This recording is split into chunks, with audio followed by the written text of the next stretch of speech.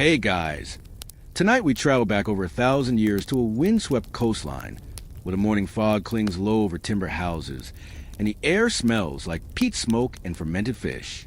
You're not here as a noble warrior or shield maiden.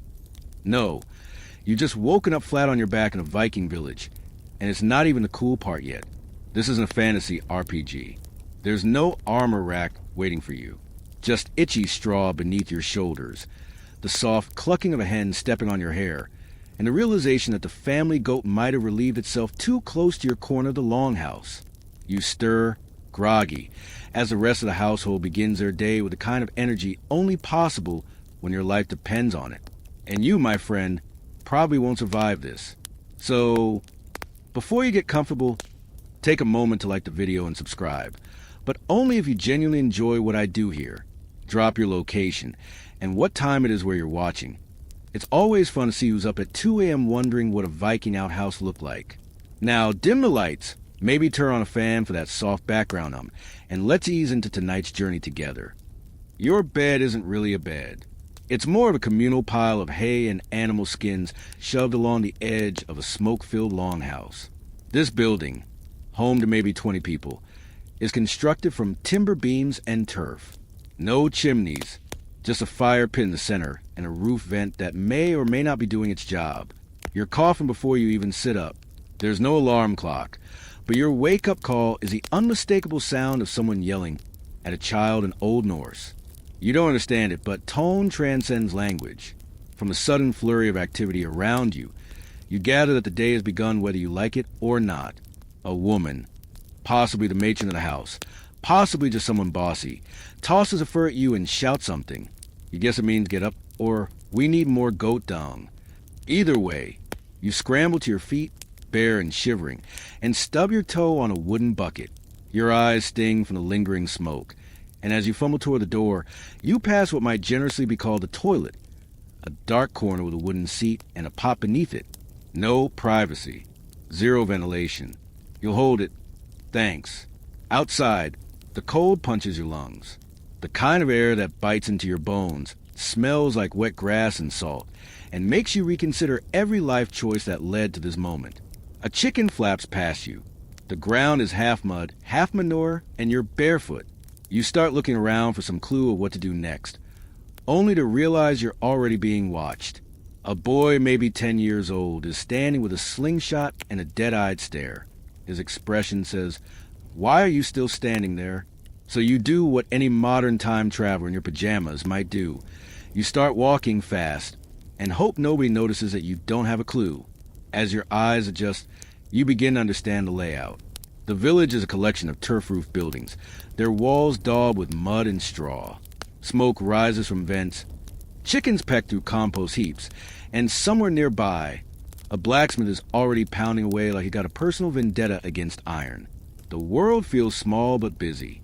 It's not quiet. People are shouting, livestock is braying, and a baby's been screaming since you woke up. Someone's milking a cow. Someone else is trying to catch a goose that's clearly winning. You pause to breathe in the scene. There's something raw and beautiful about it. The fjord in the distance glimmers like steel beneath a gray sky. Seagulls cry overhead. It's a moment of peace, until you notice a group of older men sharpening spears and glancing in your direction. Let's talk about your place in this little society. Right now, you don't have one. In fact, you might already be assumed to be a thrall, basically a slave, because you're standing around doing nothing and not yelling orders. In Viking society, that's a dead giveaway. You're at the bottom of the pile. You try to blend in by picking up a basket and pretending to look purposeful. Spoiler, it's full of sheep intestines. You put it down again, slowly, hoping nobody saw. Mainstream history tells us Viking households were egalitarian in certain ways. Women could own property, and legal disputes were sometimes settled peacefully. But don't let that fool you. This is a world where might equals right, and if someone wants to challenge you for your cloak, they probably will. Also, quick aside, fringe historians love to debate whether berserkers, the famously wild Viking warriors, actually existed or they were just exaggerated in saga lore. Either way, that man down by the docks who just bit a fish in half, you're going to want to steer clear. Meanwhile, Back in the longhouse, breakfast prep is underway. You're ushered in by a teenager carrying a pot that smells like someone boiled sadness.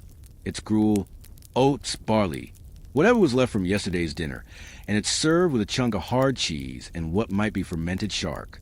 You sit cross-legged on the floor and try to eat like everyone else. No forks, of course. Just fingers, wooden spoons, and a deeply communal vibe. Someone laughs when you gag a little. A woman offers you something in a leather cup. It's a sour milk drink called skyr. It's tangy, cold, and a bit lumpy, but you manage not to spit it out. Progress.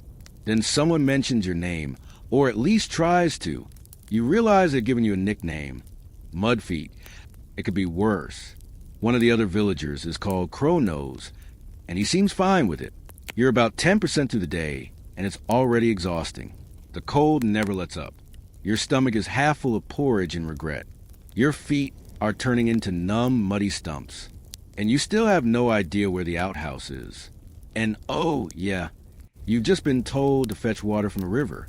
You ask where the bucket is. They laugh. Apparently, you are the bucket. You trudge toward the river with a wooden pail in each hand, one slightly cracked and leaking from the bottom, like it's doing it out of spite. The mud grabs at your ankles with every step, and the cold. Oh, the cold. It's not dramatic, not the kind that howls and bites.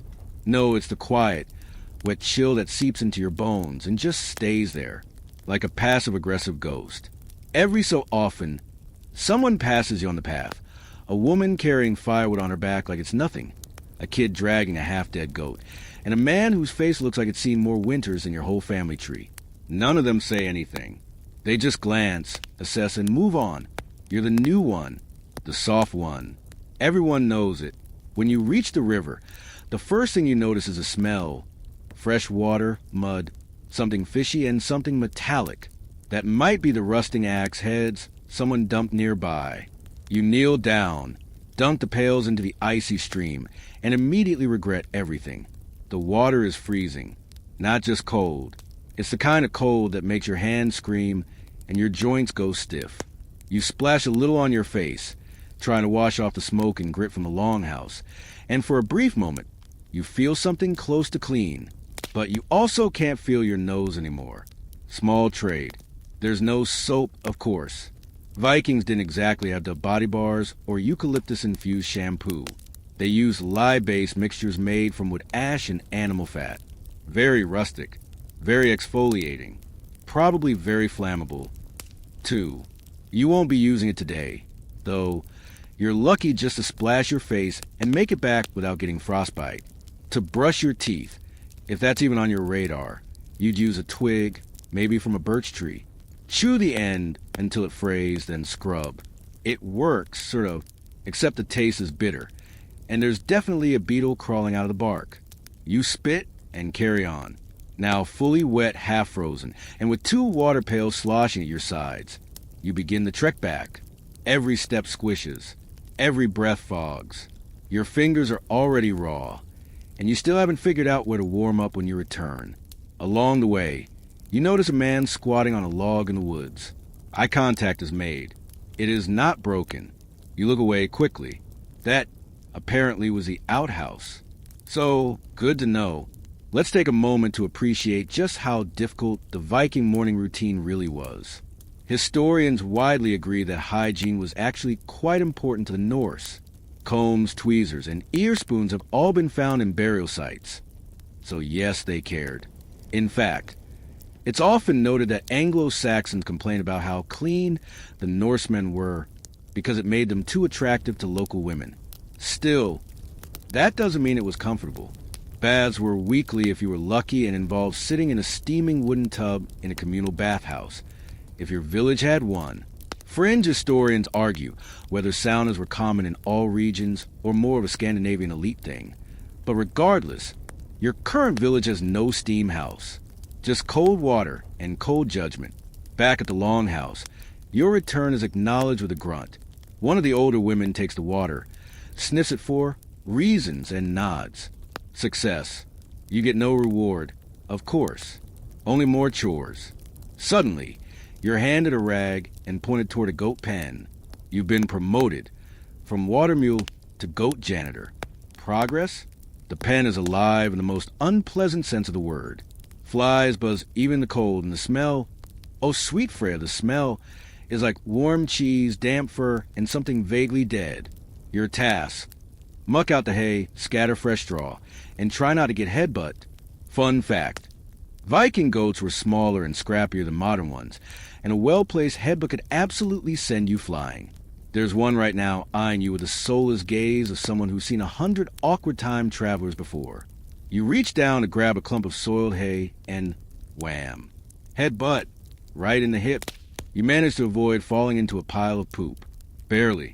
The goat seems disappointed. As you shovel, scrape, and gag your way through your new job, someone shouts from across the yard. You look up, hands still mid-muck, and realize they're beckoning you.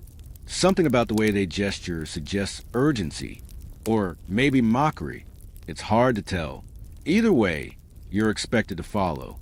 You're led past a village center, a circle of stones where people gather, argue, and sometimes duel, and toward a small shed near the edge of the woods. The door creaks open, revealing tools. Axes, saws, iron nails, wooden wedges. The man points to a stack of firewood and mimes chopping. You get it. Time to earn your keep. The axe is heavier than it looks. The wood is tougher than it should be. Your hands are already numb, and now they're blistering too. But you swing, and on your third try, you manage to split a log. Barely. The man nods once and leaves you there as if to say, if you're not dead by noon, we'll see about lunch. There's no gym in the Viking world. No protein shakes, no Peloton. Just hard labor and calories that barely keep up. Everything is functional fitness. Want to live? Lift this. Want to eat? Build that. You may think your modern desk job is exhausting, but here, your survival is your job. And the hours?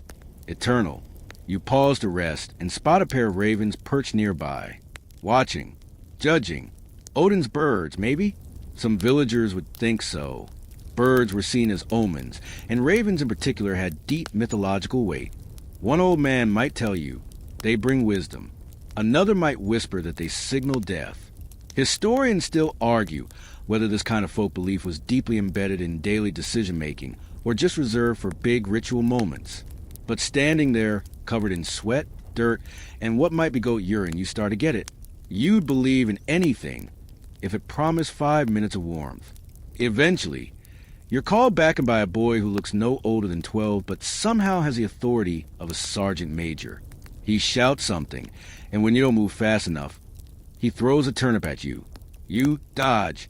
Barely. He seems pleased. You drag yourself back toward the longhouse, hands stinging, shoulders aching. The idea of chores has taken on a whole new meaning. And remember, it's still morning. You've hauled water, scrub goat dung, chopped firewood, and dodged root vegetables. Your Fitbit would have exploded by now. Inside, the smoke feels warmer this time. Or maybe you're just losing feeling. A woman hands you a small hunk of rye bread and a slice of cold fish. Second breakfast, she says, or at least that's what you choose to believe she says. You eat in silence, surrounded by people who work harder than you ever have, and who still look at you like you're made of wet moss.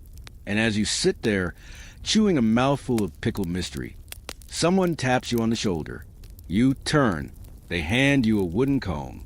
It's time to do your hair. The comb is carved from bone, delicately, almost beautifully, but it's also greasy. Like everything else here, you take it with cautious fingers, unsure whether it's a gift, a test, or a hint. Turns out it's all three. You're ushered toward a narrow bench by the wall, where a low bowl of water and a cloth await. Someone gestures again, slowly and sternly, the universal Viking sign for stop looking confused and clean yourself up. Here's something nobody warned you about. Personal grooming in a Viking village is mandatory, not optional, not a luxury. It's actually one of the few things they seem deeply serious about. Clean hair, a tidy beard, if you have one, trim nails, and ears free of wax. These are social expectations, not suggestions. The comb catches on something matted in your hair. Probably smoke, or dried milk, or a goat, You pull, winds tug again. The woman next to you lets out a soft tisk and takes the comb from your hand with the same energy a mom uses to fix her kids' bangs before school. She goes to work on your scalp, fast and ruthless. The process is less like grooming and more like punishment. She drags the comb through each tangle like she's interrogating it. Occasionally, she stops to inspect the comb's teeth for lice. Yeah, that's part of the daily routine. If she finds one, she squashes it between her nails without blinking. You flinch. She doesn't. And yes, lice are absolutely part of this world. Mainstream archaeological digs have uncovered lice combs across Scandinavia, and some of them even had to preserve remains of the bugs still trapped inside. Historians believe these combs were used daily, even ritually, in a kind of endless battle against infestation. It's equal parts hygiene and social survival. No one wants to sit next to lice Lars at the next feast. She finishes by handing the comb back to you and nodding once. That's Viking approval. You're now fit to be seen in public, without bringing shame to your host family. Hooray? A boy bursts in dirty-faced, loud, breathless. He says something rapid in Old Norse and points outside. Whatever he says, it causes the entire longhouse to stir. A few people stand immediately, fastening cloaks, grabbing knives, slipping into boots. Others move slower, muttering and peering out the smoke-hole roof like nervous cats. You follow the group outside, squinting in the morning glare. That's when you see it. A strange cart just over the hill, pulled by 2 horses and piled high with furs, tools, and barrels. A trader. That's what all the fuss is about. Trade days are a big deal. In a world without corner shops, Amazon, or even a basic town square, traveling traders are your only link to the outside. They bring iron nails, foreign spices, beads, silk, and most importantly, gossip from other villages, from the coast, even from overseas. This man, his beard dyed red with crushed berries, his cloak lined with something suspiciously leopard-like, smiles a little too widely as the villagers gather around. His assistant, a teenage girl with an eye patch and 4 knives, hops off the cart and begins laying things out on a cloth. You shuffle closer. Among the goods, a silver brooch shaped like a bear, a small chunk of soapstone, several iron tools, dried herbs, and a tiny jar of what looks suspiciously like honey. One woman gasps and clutches the jar like it's the last iPhone on Earth. Everyone starts bartering. Loudly. This isn't like the polite, would you like a receipt with that? Kind of commerce. It's chaos.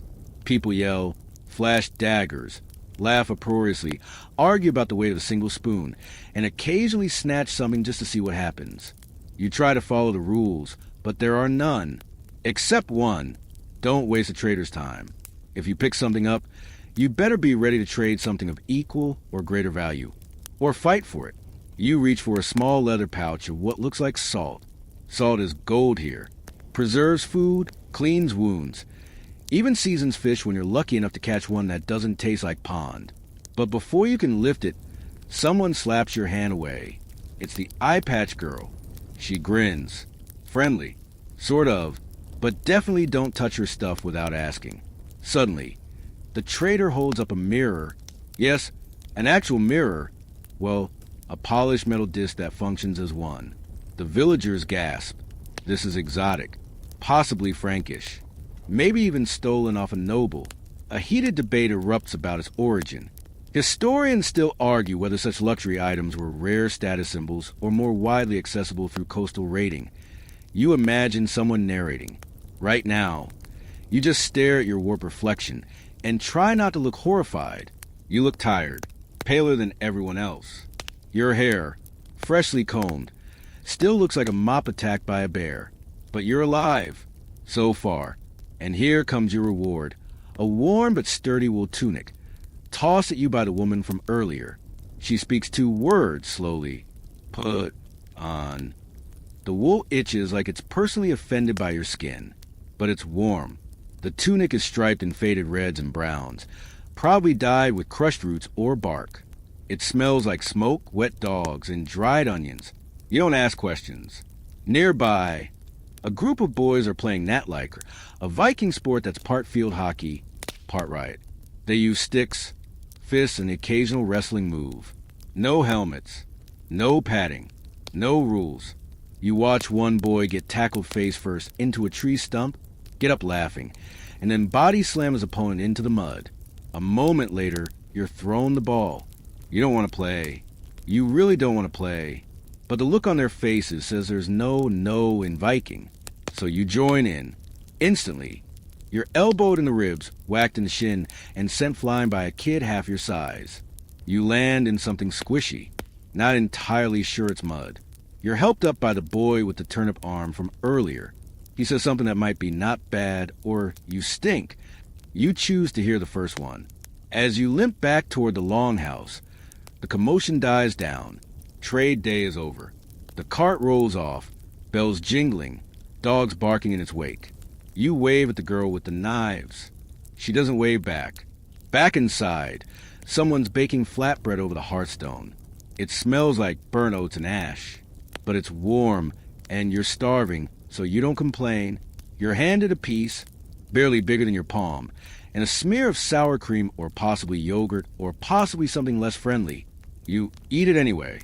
And in that moment, with your sore legs, your combed hair, and your Viking who just got benched at Soccer Energy, you realize something strange. You're still alive. Barely. The flatbread was a fleeting comfort. Your body aches in new and exciting ways. Your stomach still grumbles despite the smear of whatever that was. And your tunic has developed its own ecosystem of dust and cheap fibers. But before you can even consider a nap or a moment to wallow in your 21st century despair, someone kicks open the longhouse door. Literally, kicks it. It slams against the timber wall with a dramatic thunk, and a rush of cold air cuts through the smoke and sweat like a dagger. Everyone looks up. There's a pause. Then laughter.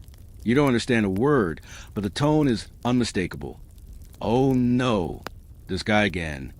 He's tall, lanky, and soaked through. His boots squelch with every step. There's a goose tucked under his arm, honking indignantly. His beard is tangled with twigs, and he's grinning like someone who thinks chaos is a form of currency. And apparently it is, because nobody throws him out. This is your introduction to Viking village social hierarchies. They're not carved into stone, but they might as well be. Every community like this one has a balance of labor, status, and eccentricity. Some folks earn respect with strength or craftsmanship, others by owning boats or land. And a rare few, like Goose Guy here, survive on sheer charisma and having something useful at the exact right time. Goose Guy drops his feathery hostage near the hearth, where it promptly poops and then waddles into the shadows. The woman next to you sighs so deeply you hear her soul deflate. You're learning, slowly, where everyone fits and where you don't, which is most places. They still haven't quite figured out what to do with you. You're a guest, yes, but in Viking society, that doesn't come with 5-star hospitality. It comes with expectations. If you're old enough to walk, you're old enough to haul wood. If you can lift a spoon, you can stir the soup. And if you're breathing, you're helping prepare for the thing. Yes, the thing. The word has multiple meanings in Old Norse. But here, it's shorthand for the village's semi-regular community meeting/legal hearing/political free-for-all. Think of it as a courtroom, town hall, and open mic night all rolled into one. And guess what? You're going. Before you leave, someone tosses you a pair of rough leather shoes. They're mismatched, probably borrowed from 2 separate dead cousins. No socks. Your feet are already blistering as you follow the group into the woods. Yes, through the woods. Not a path, not a road. Just thick undergrowth, wet leaves, and tree roots that seem personally offended by your ankles. A man ahead of you casually slices low-hanging branches with a hand axe, humming to himself. You try to keep up and instantly step in something that might be a fox den. No fox, thankfully. Just mud. Cold, slimy mud. Eventually, you emerge into a clearing. And there it is, a small circle of stones marking the gathering place. A few dozen people are already there, some from nearby homesteads, others clearly strangers. There's tension in the air, the kind that makes you instinctively want to sit in the back row and avoid eye contact. The thing is about to begin. The village chieftain, a woman, tall and broad-shouldered with silver-streaked braids and a cloak lined with fur, steps forward. She carries no staff, no weapon, but the way people make space for her suggests she doesn't need one. She raises her voice. It's firm, measured. You can't understand a word, but her tone demands silence, and she gets it. First comes a settling of disputes. Someone accuses another man of stealing his sheep. The accused shouts back, claiming the sheep wandered on its own. Witnesses are called. Two old women who each give totally opposite accounts. One might be blind, the other might be drunk. Historians still argue whether Viking law was based more on truth, performance, or who could summon the loudest support from the crowd. Eventually, a resolution is reached. The sheep is given to a third party until its ownership can be divinely determined, probably by watching which of the two men it follows when released. You hope someone records the result, because this is premium daytime drama. Then a new matter arises. A young man steps forward. Speaking nervously, he gestures toward the woods. There's murmuring. Goose Guy lets out a low whistle. You catch a word, Draugr. Oh no, that's not a good word. A Draugr is an undead creature in Norse mythology, something between a zombie and a particularly vengeful ghost. You know the type. Glowing eyes, superhuman strength, the vague smell of damp regret. The boy claims he saw one last night near the burial mounds. Everyone tenses. The chieftain doesn't laugh. She nods solemnly and says something to the group. A few older men stand immediately. Others whisper to each other, glancing toward the dark edge of the woods. You feel goosebumps rising, and not from the goose. You're reminded, vividly, that Viking life doesn't just operate on what is visible. The supernatural isn't a separate belief system.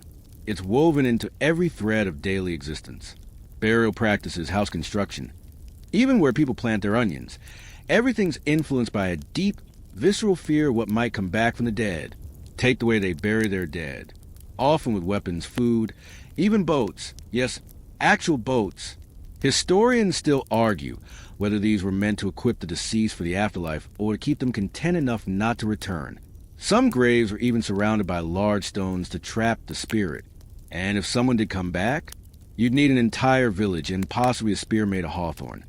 To stop them, a plan forms. A group will go tonight to check the burial mound. You are not invited, which feels both insulting and safe.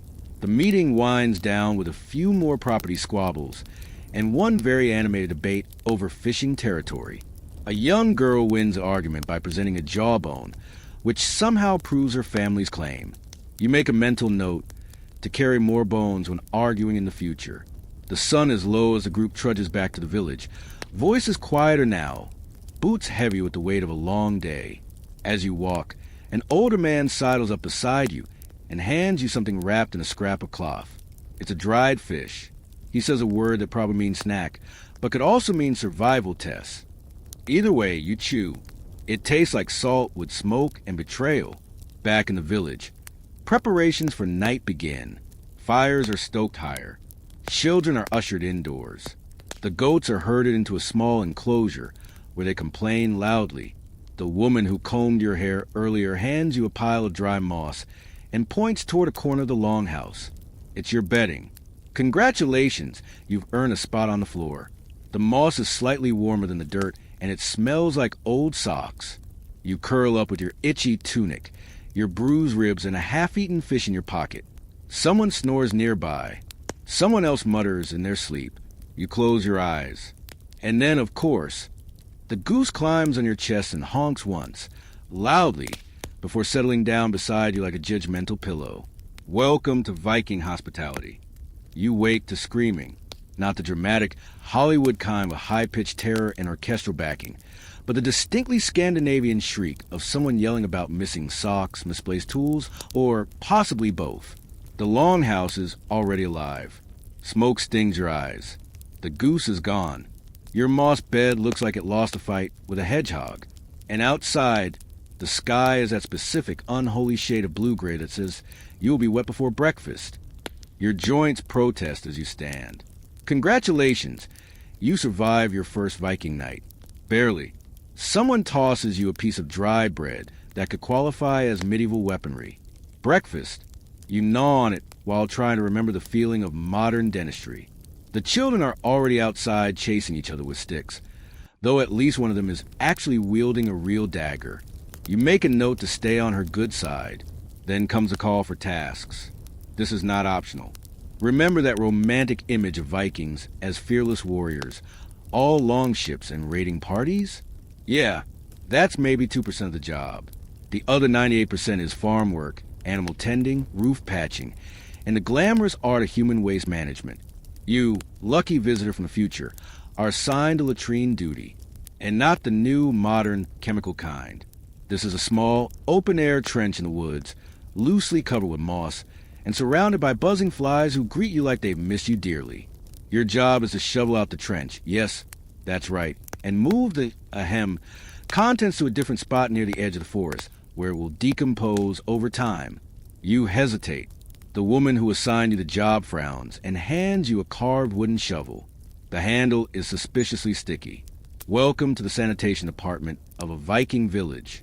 Despite what we might assume, Norse societies weren't filthy. In fact, by medieval standards, they were positively hygienic. Archaeologists have found combs, tweezers, even ear picks, many made of bone or bronze, in Viking graves. Grooming mattered, but waste removal? That was still a brutal, stinky necessity. And you are now its reluctant champion. As you trudge through the trees with your bucket of doom, you try to remember what fresh air used to smell like. On your way back, you pass a group of children daring each other to poke a dead squirrel with a stick. One of them waves at you. Another throws moss at your foot. Viking youth are spirited. After the latrine adventure, you're shuffled off to help repair the longhouse roof. You don't know anything about thatching, but neither does the boy working next to you. He's about 10 and already speaks more words per minute than most podcasts. He chatters on, occasionally pausing to spit off the roof. Somewhere in between tying bundles of straw and not falling to your death, you pick up a few words, mostly food-related, and learn that tonight is a feast day. Wait, a feast? Don't get too excited. Feasts in Viking culture were more than just opportunities to eat. They were social glue, deeply tied to seasonal cycles, politics, and mythology. Tonight's occasion? Honoring a local god, possibly Freyr, though no one tells you for sure. There's also a subtle undertone of appeasement, just in case last night's Draugr rumor was legit. Still, a feast is a feast. You're not about to complain. Afternoon chores become a blur. Collecting firewood, chasing chickens, which are faster and meaner than they have any right to be, and helping a woman grind barley into flour, using a stone so large you're convinced it was forged by ancient giants. Your arms throb. Your back is a tapestry of knots. And your clothes now smell like ash, sour milk, and something you're afraid to identify. As the sun slouches toward the horizon, the village begins its transformation. A wide fire pit is prepared in the center of the clearing. Low wooden benches and stones are dragged into a loose circle. Someone plays a simple bone flute, a high, whistling melody that's just off enough to feel unsettling. Meat roasts on spits, hissing and dripping into flames. You catch the scent of herbs, smoke, and, unexpectedly, dried seaweed. The elders sit first, then the warriors. Then everyone else files in from oldest to youngest, except you, who has no real place. So, naturally, you end up next to Goose Guy again. He's already halfway through a mug of mead and telling a joke that involved a horse, a thunderstorm, and something about socks. You laugh politely. He grins, winks, and offers you a cup. It tastes like fermented regret and honey, but you don't say no. Now, feasts in Norse culture could last hours, sometimes even days. This one is modest by comparison, but it still follows a sacred script. Stories, songs, boasting, and more drinking than should be legally advisable in a village full of axes. A woman stands and sings a haunting song in Old Norse. You don't understand a word, but her voice pierces the night like a spell. It's about loss, you think, maybe a shipwreck, maybe a fallen warrior. Either way, it leaves the group unusually quiet for a moment. Then a man jumps up and performs what can only be described as aggressive interpretive dancing. He's half naked. His beard has its own rhythm. Children cheer. The chieftain looks unimpressed. You're handed a piece of roasted meat. It's gamey, chewy, but surprisingly good. You nod your thanks and try not to ask what animal it came from. A woman nearby raises her cup to the sky and shouts something about Thor. Everyone cheers. You cheer too, because it feels like the safest option. Later, someone recites an Eddic poem, a tale of God and giants, of trickery and fate. You catch names. Odin, Loki, Sigurd. The mythological tapestry of Viking belief is sprawling, with gods that walk among men, wolves that swallow the sun, and serpents so large they encircle the world. Historians still argue whether the average Viking truly believed these stories literally, or saw them more as symbolic rituals. But tonight, with stars overhead and the fire crackling, the line between belief and performance blurs. At some point, Goose Guy leans over and whispers something that sounds like, "You'd make a good skald." You assume that's a compliment. Skalds were poets, keepers of stories and history, people who could twist words into gold. You smile. He belches. The moment passes. Then the chieftain rises. She speaks slowly, deliberately. Everyone listens, even the children. She tells a story, something about her grandmother, a harsh winter, and a bear. It ends with a laugh and a toast. You don't get the joke, but you toast anyway. This is how Viking villages survive, not just through strength, but through memory. Oral tradition is everything. No books, no libraries, just stories, passed from mouth to mouth, shaped by firelight and fermented courage. Eventually, the fire dies lower, the music softens. One by one, people drift back to their homes. You follow, half dazed by mead and fatigue. Your moss bed is slightly damper than yesterday. But tonight, the goose is already asleep. You curl into the corner, your body sore, your mind full, and your soul, surprisingly, warm. Maybe, just maybe, you're starting to understand the rhythm here.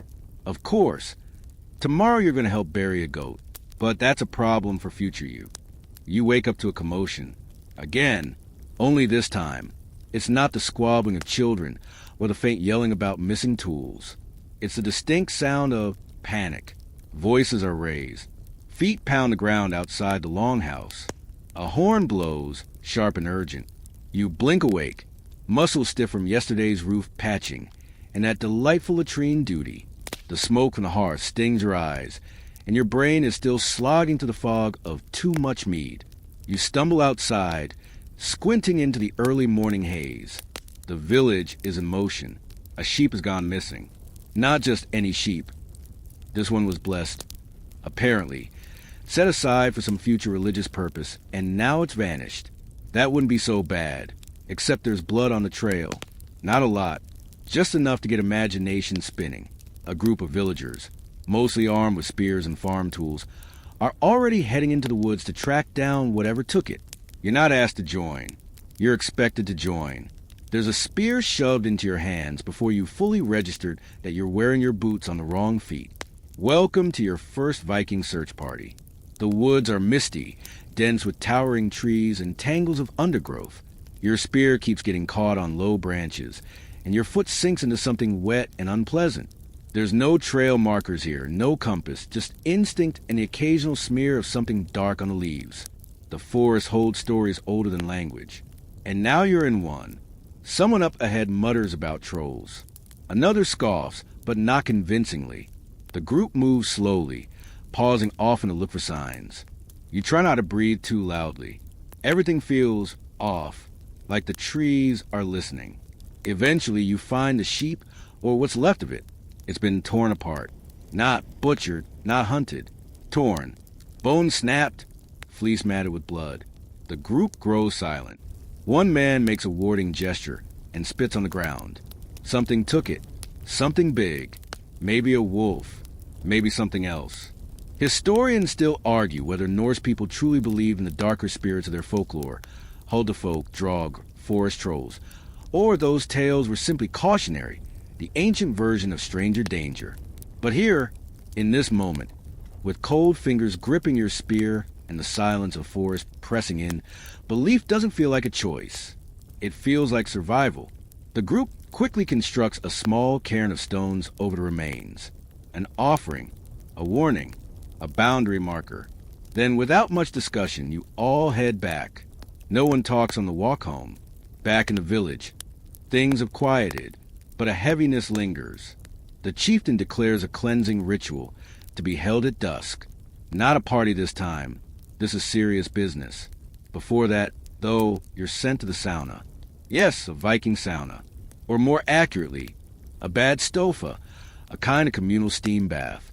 It's smoky, warm, and surprisingly sophisticated for a world still figuring out shoes with proper soles. It's used for washing, for healing, and occasionally for childbirth. Today, it's for purification. You step inside, already dripping from the rain, and are immediately hit with hot, damp air infused with birch smoke. Stone benches line the walls, and in the center, a pit of heated rocks glows faintly. Someone tosses water on the stones, and the room hisses with steam. It's intimate, earthy, and oddly spiritual.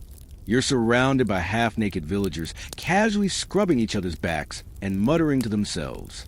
You sit awkwardly in a corner until an older woman plops down beside you and hands you a bunch of leafy twigs. You blink. She gestures. You blink again. She rolls her eyes and proceeds to gently whip your arms with the leaves. It's not as weird as it sounds. The birch branches stimulate circulation, help with muscle aches, and maybe, just maybe, ward off evil spirits. That last part is more about tradition than anatomy. But you're not in a position to argue. You emerge pink, wrinkled, and vaguely herbal smelling. The cleansing ritual at dusk is less physical, more symbolic. The entire village gathers in a wide circle near the edge of the woods. There's chanting, not musical, more like rhythmic speech. A woman smears ash across your forehead and mutters something about warding your sleep. You don't ask questions. A goat is sacrificed, not your doing, not your goat, but it happens nonetheless. You watch, try not to stare. The act is solemn, even sacred. The blood is collected, the meat will be eaten, and the bones buried in a specific pattern. It's all done with reverence and a seriousness that silences even the rowdiest children. The ritual serves two purposes: protection and justice. It's both a message to the gods and a symbolic rebalancing of the village's spiritual ledger. Later, as you help stack firewood, one of the village elders tells you a story. Low and slow, like he's peeling from the bark of an old tree. He talks about a winter long ago, when the sun barely rose and people began disappearing. He mentions a man with eyes like frozen rivers and breath that turned blood black. No one found his body, just footprints in the snow, deep, barefoot, leading out into the woods. You try to laugh, but it catches in your throat. Night falls. The mood is heavy, cautious. Back in the longhouse, people keep their voices low. The hearth is built up bigger than usual. Someone hangs dried herbs above the door. You notice a small carved figure tucked into a corner of the beams. Maybe Thor, maybe Freyr, maybe just a face to watch the dark. You lie down, grateful for your mossy corner. But sleep doesn't come quickly. You lie still, listening to the creak of wood, the hiss of wind, the distant bark of dog. Too far to help if something stirs in the forest again. This is the part of Viking life that rarely makes it into TV shows. Not the raids or the mead-soaked revelry, but the waiting, the sense that you live beside things, whether wildness, old gods, you can't quite understand or control, that you're small and the night is big, and sometimes the only thing between you and terror is a thin wall of carved timber and a prayer whispered into steam. Eventually, your breathing slows. Your eyelids flutter. And if the shadows shift near the door, you don't see them. Probably for the best. The rooster crows far too early, but you're already awake. You've been lying there, blinking into the dark rafters for what feels like hours, listening to the snoring chorus of your fellow villagers. You survived the sheep incident and the forest search. You even made it through a goat sacrifice without losing your appetite. But your reward isn't rest. It's chores. Again, you stumble outside just as the sky begins its pale crawl from ink to pewter, and today's to-do list starts with everyone's favorite activity, cleaning the midden pit. You probably didn't think about this when dreaming of Viking glory, but the midden is a communal waste dump. Bones, shells, broken pottery, ash, spoiled food, you name it. There's no sanitation service. No garbage trucks humming at dawn. Just you, a long-handled rake, and a smell that might qualify as a form of warfare. The wind isn't in your favor. It never is. You slog through it, gagging only once, which earns you a nod of approval from a nearby boy who clearly drew the same unlucky job. He tells you this midden's been growing for generations. Some families even bury amulets in the trash heap to anchor the house's soul. He points to a small carved bone tucked into the mud. A cursed trash pile. You've officially seen everything. After the midden's relatively handled, it's on to something even more uplifting. Grindstone duty. Vikings eat a lot of barley. Not because they're carb loading for a gym session, but because it's hardy, stores well, and makes both bread and beer. But before you can stuff your face, someone's got to crush that grain. And congratulations, it's you. You sit cross-legged beside a hand-turned quern stone. It's basically two slabs of rock, one stationary, one that rotates. You pour grain into the center and start grinding in slow, painful circles. It's monotonous. It's repetitive. It's medieval CrossFit. After 10 minutes, your shoulders burn. After 30, your arms are jelly. And you produce enough flour for maybe half a biscuit. A stale biscuit. One that would insult actual bread. The woman supervising you tells you that a proper wife can grind enough for an entire loaf before sunrise. She says this without sarcasm, which makes it hurt even more. So now you're not only exhausted, but also potentially sandblasting your respiratory system. Delightful. You wipe the sweat from your face with a sleeve that's already seen better days. Outside, the sky brightens and the scent of salt drifts in on the wind. The ocean. You wander toward the beach when you're dismissed, your hands still dusted with flour. A group of fishermen is unloading a small catch, mostly herring, with one suspiciously smug-looking seal glaring at them from the surf. They're salting and gutting the fish on flat stones. One of them waves you over. Ever got a cod? No, you have not. Turns out, it's messier than expected. The smell? Worse than the midden. You cut your finger twice and fling a fish eye somewhere you hope it never resurfaces. But you get through it. Barely. One man, older than everyone else combined, squints at your handiwork and tells you that in the old days, they used fish bladders for waterproofing cloaks. You ask what they use now. He just grins. You hope he's joking. Then someone mentions that it's your turn in the cow shed. There is no end. You trudge up the hill past a longhouse and into a low, timber-frame barn that smells like warm hay and slightly nervous animals. The cows are small, shaggy, and unimpressed by your city energy. One kicks at your boot the moment you walk in. You learn quickly. Cows in Viking times aren't just milk dispensers. They're precious resources, almost sacred. They provide dairy, warmth, and manure for fertilizing barley fields. A good cow is worth more than some neighbors. You fumble through the milking process under the watchful eye of a girl who can't be older than 12 but clearly thinks you're hopeless. She shows you the trick. Keep the rhythm, stay calm, hum a song if you have to. Apparently cows like lullabies. You hum, the cow farts. You take that as encouragement. By midday, you smell like sea salt, cow dung, barley flour, and disappointment. But you're still standing. That counts for something, right? Now it's time for a communal meal, and not the celebratory kind with singing and mead. Just lunch. You sit around the hearth with the others, eating from a shared pot. The stew is functional, mostly turnips, with hints of dried fish, maybe a bit of pork fat if someone was lucky in trade. It's thick, brownish, and oddly comforting. Someone adds a splash of skyr, Viking yogurt that's sour enough to wake the dead.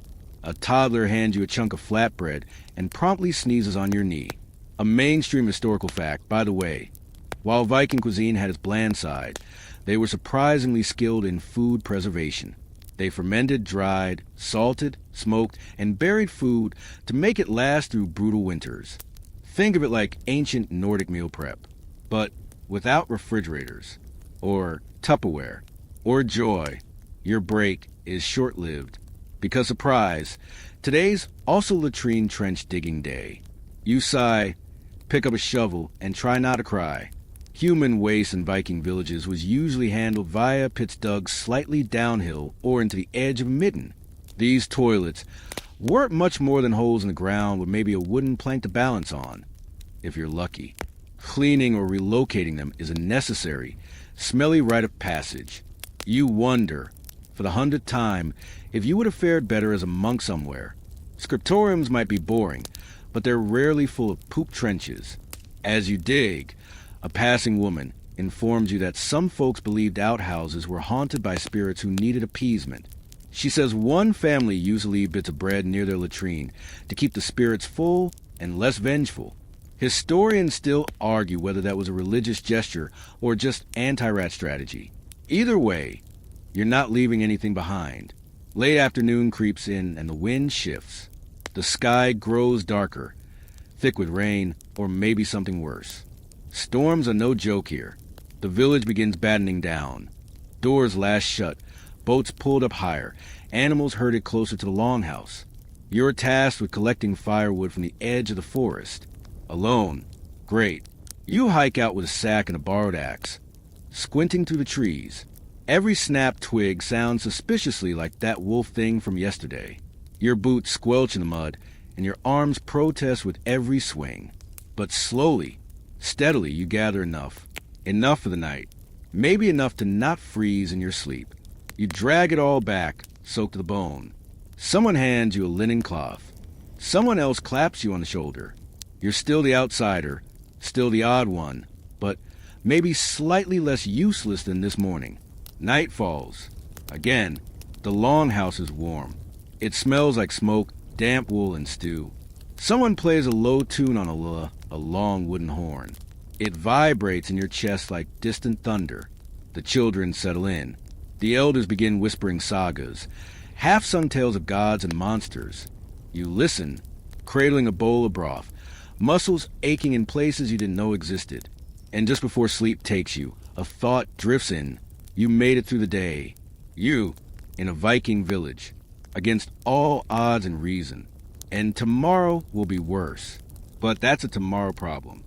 The morning mist is so thick, you can barely see your own fingers. You wake curled into the crook of a wooden post, wrapped in a coarse blanket that's doing its best to be warm, but smells like damp sheep. Outside, there's the unmistakable sound of metal clanging, voices raised. Not an alarm, but an argument. And then, a word that makes your stomach churn more than yesterday's fish stew. Thing. No, not thing, like that weird blob in the stew. Thing. The Viking legal assembly. The proto-parliament. The place where disputes are settled, marriages arranged, punishments dealt. And you, friend, have been summoned to witness it. Maybe you're not the defendant.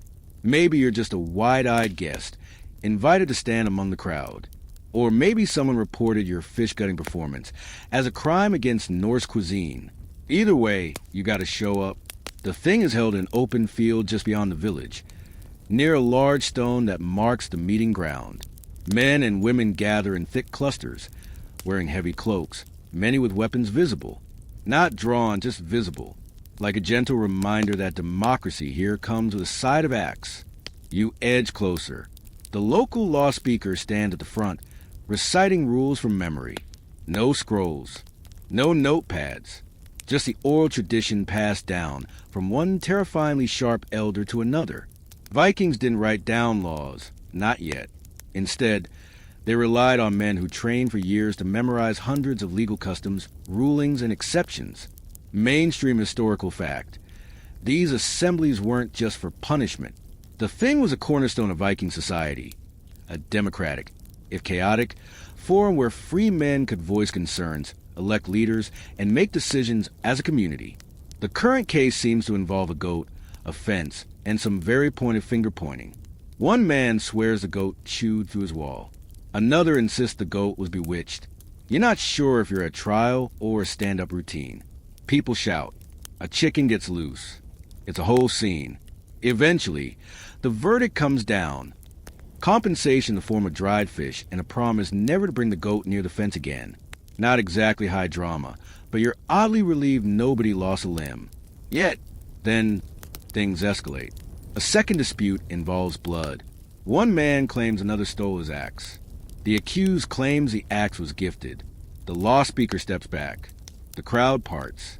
and someone mentions a word that sends a chill down your spine. Holmgang. A duel. Yes, Vikings settled some disputes with poetry and logic, but others with swords and fists. A holmgang is a formal duel, often a first blood, sometimes to the death, though that's not ideal when your population is already thinning each winter. The combatants stripped to the waist, muscles coiled, eyes sharp. A circle is drawn in the dirt. Rules are agreed upon. The axe glints in the sun. You're standing so close, you can hear the grunts of breath and the whistle of steel. The duel begins. You flinch with every swing. These men aren't just showing off. They're trying to win. And in Viking culture, honor is an abstract virtue. It's survival. It's legacy. If you lose your reputation, you might as well wander into forest and let the wolves deal with you. The duel ends with a deep cut to the thigh.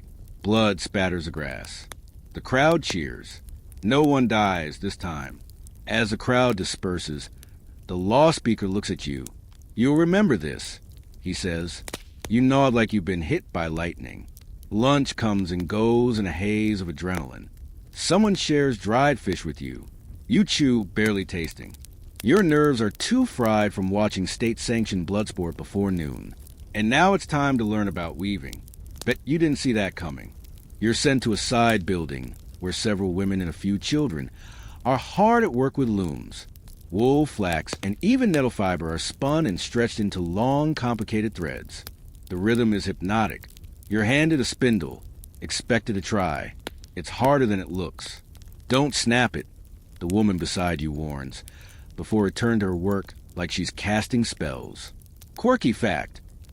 Viking women were so skilled in textile production that some historians argue they controlled large parts of the trade economy. Their cloth was not only functional but used as currency, dowry, and tribute. A woman's spindle was a symbol of power, not just domestic drudgery. You do snap it. Twice. But no one yells. Instead, you're shown how to dye fabric using moss, lichens, and crushed bugs. Yes, crushed bugs. Specifically cochineal imported from distant lands, producing rich reds prized by the elite. You hold up your stained fingers and wonder how this moment coexists with the axe duel you just watched. Multitasking. The Viking way. Outside, the sound of children's laughter draws your attention. A game is underway, a form of gnat-like, the Viking version of a ball game, somewhere between rugby and stickball, with slightly more bruising. You're roped in. The rules are unclear. The ball is made of stuffed leather. You get tackled. Repeatedly. Someone steals your boot. No one seems to be keeping score. You limp back toward the longhouse as dusk falls. Head spinning, but there's one more thing to witness. A wedding. Yes, you're invited. No, you didn't bring a gift.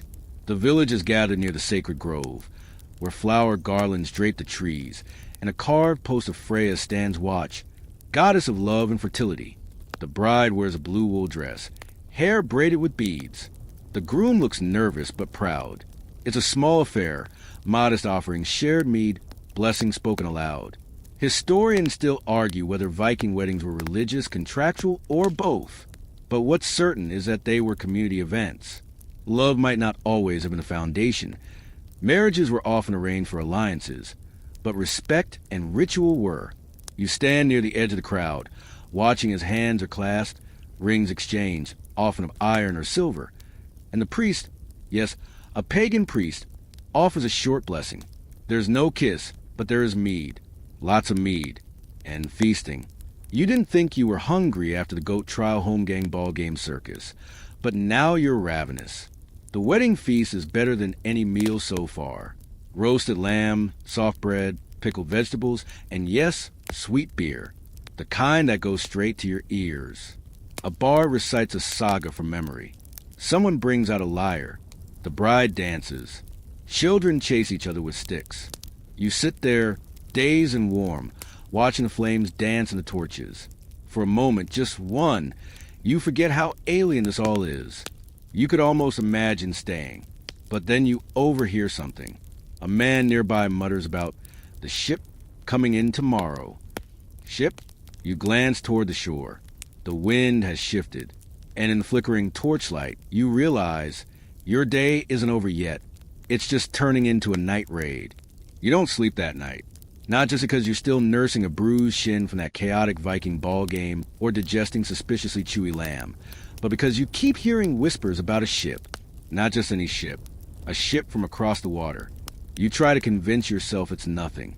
Maybe a trade boat. Maybe distant relatives. Maybe someone bringing more bug dye and wedding mead. But in the pre-dawn hush, as the stars begin to fade and the horizon blushes pink, you see it. A long, dark shape gliding silently toward the shore, its carved prow curling like a beast's tongue, slicing to the fog. This is no peaceful trader. This is a raiding party. And the worst part? They're not strangers. You recognize two of them. They were at the wedding feast, laughing, drinking, hugging the bride. It hits you hard. This isn't some outside invasion. This is inter-village raiding. The kind of backstabbing feud that Viking society knew all too well. Personal slights, old grudges, territorial spats. It didn't always take a kingdom to go to war. Sometimes all it took was one goat trespassing too far, or a marriage that wasn't approved by the right cousin. You duck behind a pile of stacked firewood and try to stay still, heart pounding like a war drum. Mainstream historical fact. Viking raids weren't always the overseas, monastery-burning escapades you read about in textbooks. Many were local, neighbor against neighbor, clans feuding, settlements exacting revenge. The longship didn't discriminate. The village is waking slowly. Dogs bark first, then shouts. Steel sings as it's unsheathed. You think maybe you should help. And then you remember your last attempt at combat involved an onion, a wooden spoon, and cry in a goat pen. You stay hidden. But that doesn't mean you're safe. The raiders don't just attack the warriors. They move toward the livestock pens, the grain stores, the weak spots. It's not about pride. It's about resources. The cow you barely milked yesterday? Gone. The cart you tripped over on your first night? Set on fire. Thatched roofs blaze, sending bitter smoke into the pink morning sky. Then, a strange moment. You spot the woman who showed you how to spin nettle thread. She's holding a rake and standing her ground like it's Thor's hammer. A raider hesitates, just for a second, long enough for her to swing. Whack, right to the shin. Fringe tidbit. Viking women were not passive victims. Some were trained in arms. A few even joined raids. Archaeological evidence, including high-status female warrior graves, has sparked heated debate among scholars about just how involved women were in combat. And let's just say, modern historians are still arguing about it. You crawl toward the edge of the village, smoke stinging your eyes. Behind you, the chaos crescendos, shouting, clashing steel, animals screaming. You think of the bride from last night. Is she safe? You want to turn back, but your survival instinct has taken the wheel, and it's screaming run. You reach the forest just as a shrill horn echoes behind you. The signal for retreat. The raiders are leaving, not because they've been defeated, because they've got what they came for. They vanish down the coast as quickly as they came, boat loaded with stolen goods, the prow still grinning that same sinister smile. You stagger back into the smoldering village. Ash rains down like gray snow. A few houses are partially collapsed. The livestock pens are empty, but most of the people, still alive. Vikings didn't always fight to the death. They were pragmatic, resource-focused, and their raids, whether across the sea or next door, were often fast, brutal, and strategic. Someone hands you a skin of water. You drink, try and process it all. You came here expecting mud, and mead, and maybe a few awkward meals. Not live-action betrayal and rural warfare. Then a voice behind you says, "You'll need to help prepare the longhouse." And just like that, your morning trauma becomes your new chore. You're handed a bundle of thatching reeds. Someone points to the roof. You climb a shaky ladder, each rung creaking like an accusation. By the time you're up there, your arms feel like boiled noodles. And guess what? It's not just one roof. It's 5. You quickly discover Viking homes weren't just thrown together with mud and luck. Their construction, especially in colder climates, involved detailed layering. Wooden beams, turf insulation, straw thatch. A damaged roof meant more than leaks. It meant cold, rats. As you struggle to wedge a handful of straw under the wooden frame, your foot slips, and you nearly plunge face first into the pigsty. The boy next to you, he can't be more than 12, grins. First time. You nod, and probably last. He laughs and hands you another reed bundle. Still, up here, above the wreckage and smoke, there's a moment of quiet. A single hawk rides a breeze overhead. The sun climbs higher. Life, stubbornly, goes on. You descend just in time to get roped into something worse than rebuilding. The village moot. Basically, a long, shouty post-mortem of what just happened, whose fault it was, and how they'll prevent it next time. Spoiler, they won't. The men argue. The women whisper. The old ones nod sagely at intervals, saying things like, "This has happened before," and "Back when I was a boy, we used to burn their boats." One man proposes a retaliation raid. Another wants to increase patrols. A third just wants to leave entirely and settle somewhere with fewer goats and better neighbors. You're asked for your opinion. You say, "I'm from a future and none of this is real," but it comes out as, "More goats." They nod solemnly. Apparently, that's a valid strategy. As the sun begins its slow descent, you're sent to help boil tar for waterproofing. The smell is atrocious, like burnt licorice mixed with regret, but it's essential for sealing planks and preserving gear. Your hands are blistered. Your hair smells like fire. Your soul is tired. But the day's not over. Someone announces there'll be a ritual.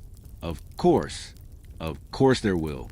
Turns out, after a raid, it's customary to offer a sacrifice to the gods. Not necessarily a live animal. Sometimes it's just bread, ale, or symbolic gestures. Tonight, it's a symbolic goat made of straw, being burned to ask Thor for protection. Historians still argue whether these rituals were actual religious ceremonies or communal therapy sessions disguised as religion. You're handed a torch and invited to join the procession. It's strange. Quiet. People sing softly, in a language that feels carved from stone.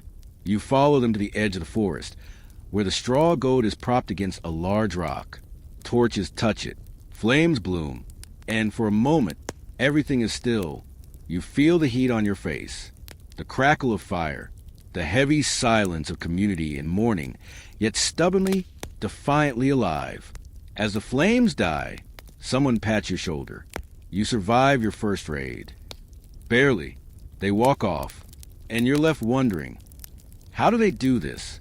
Day after day, season after season, with no certainty of safety, no promise of peace?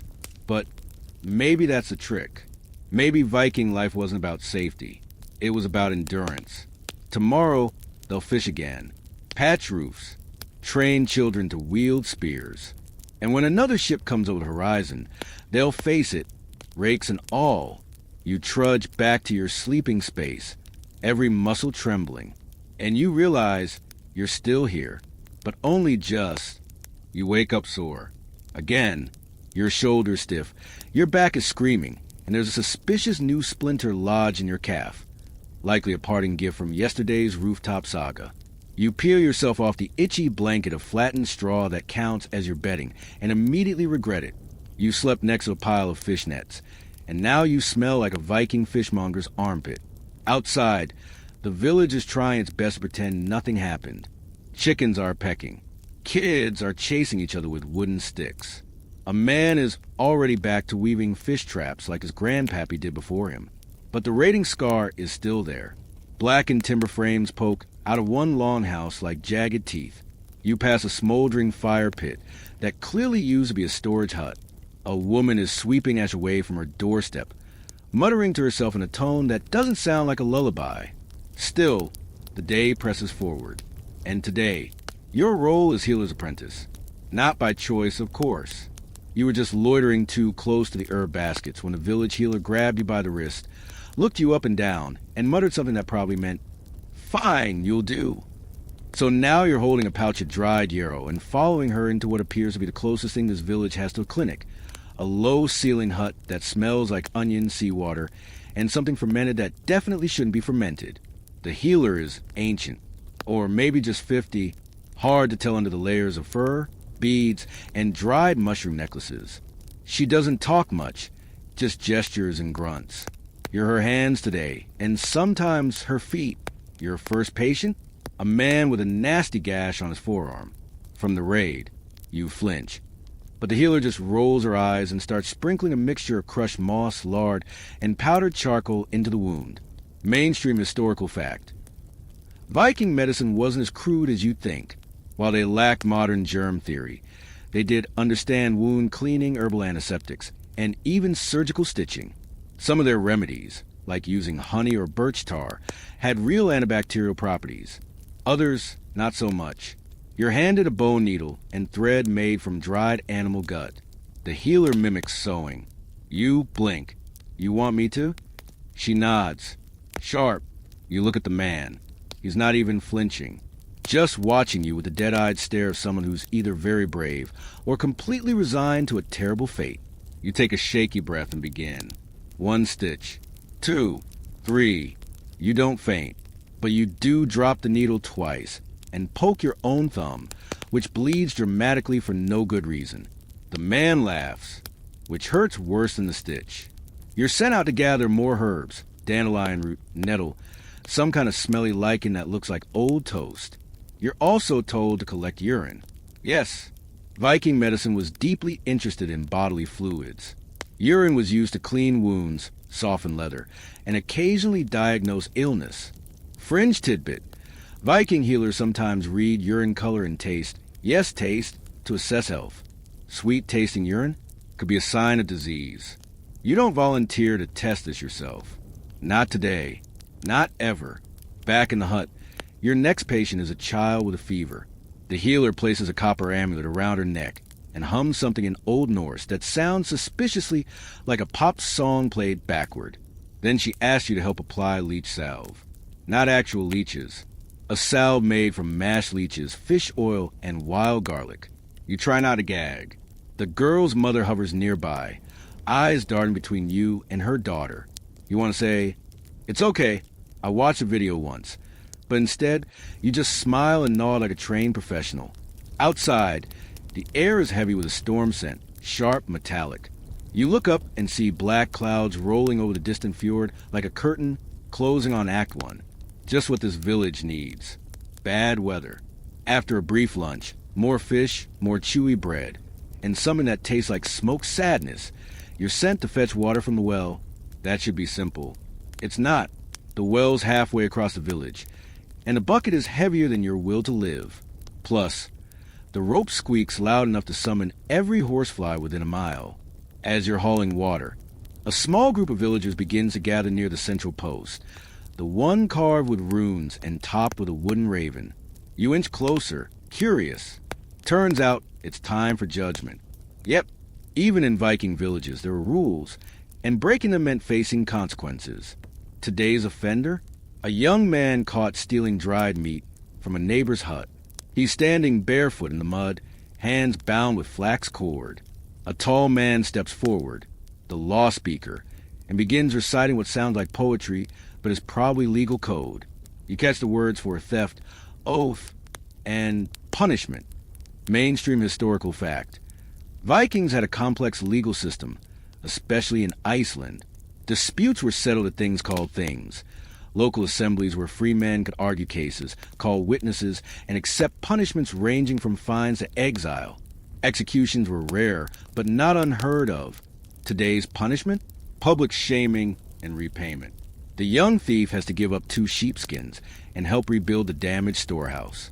He doesn't argue, just bows and walks away, already untying his hands.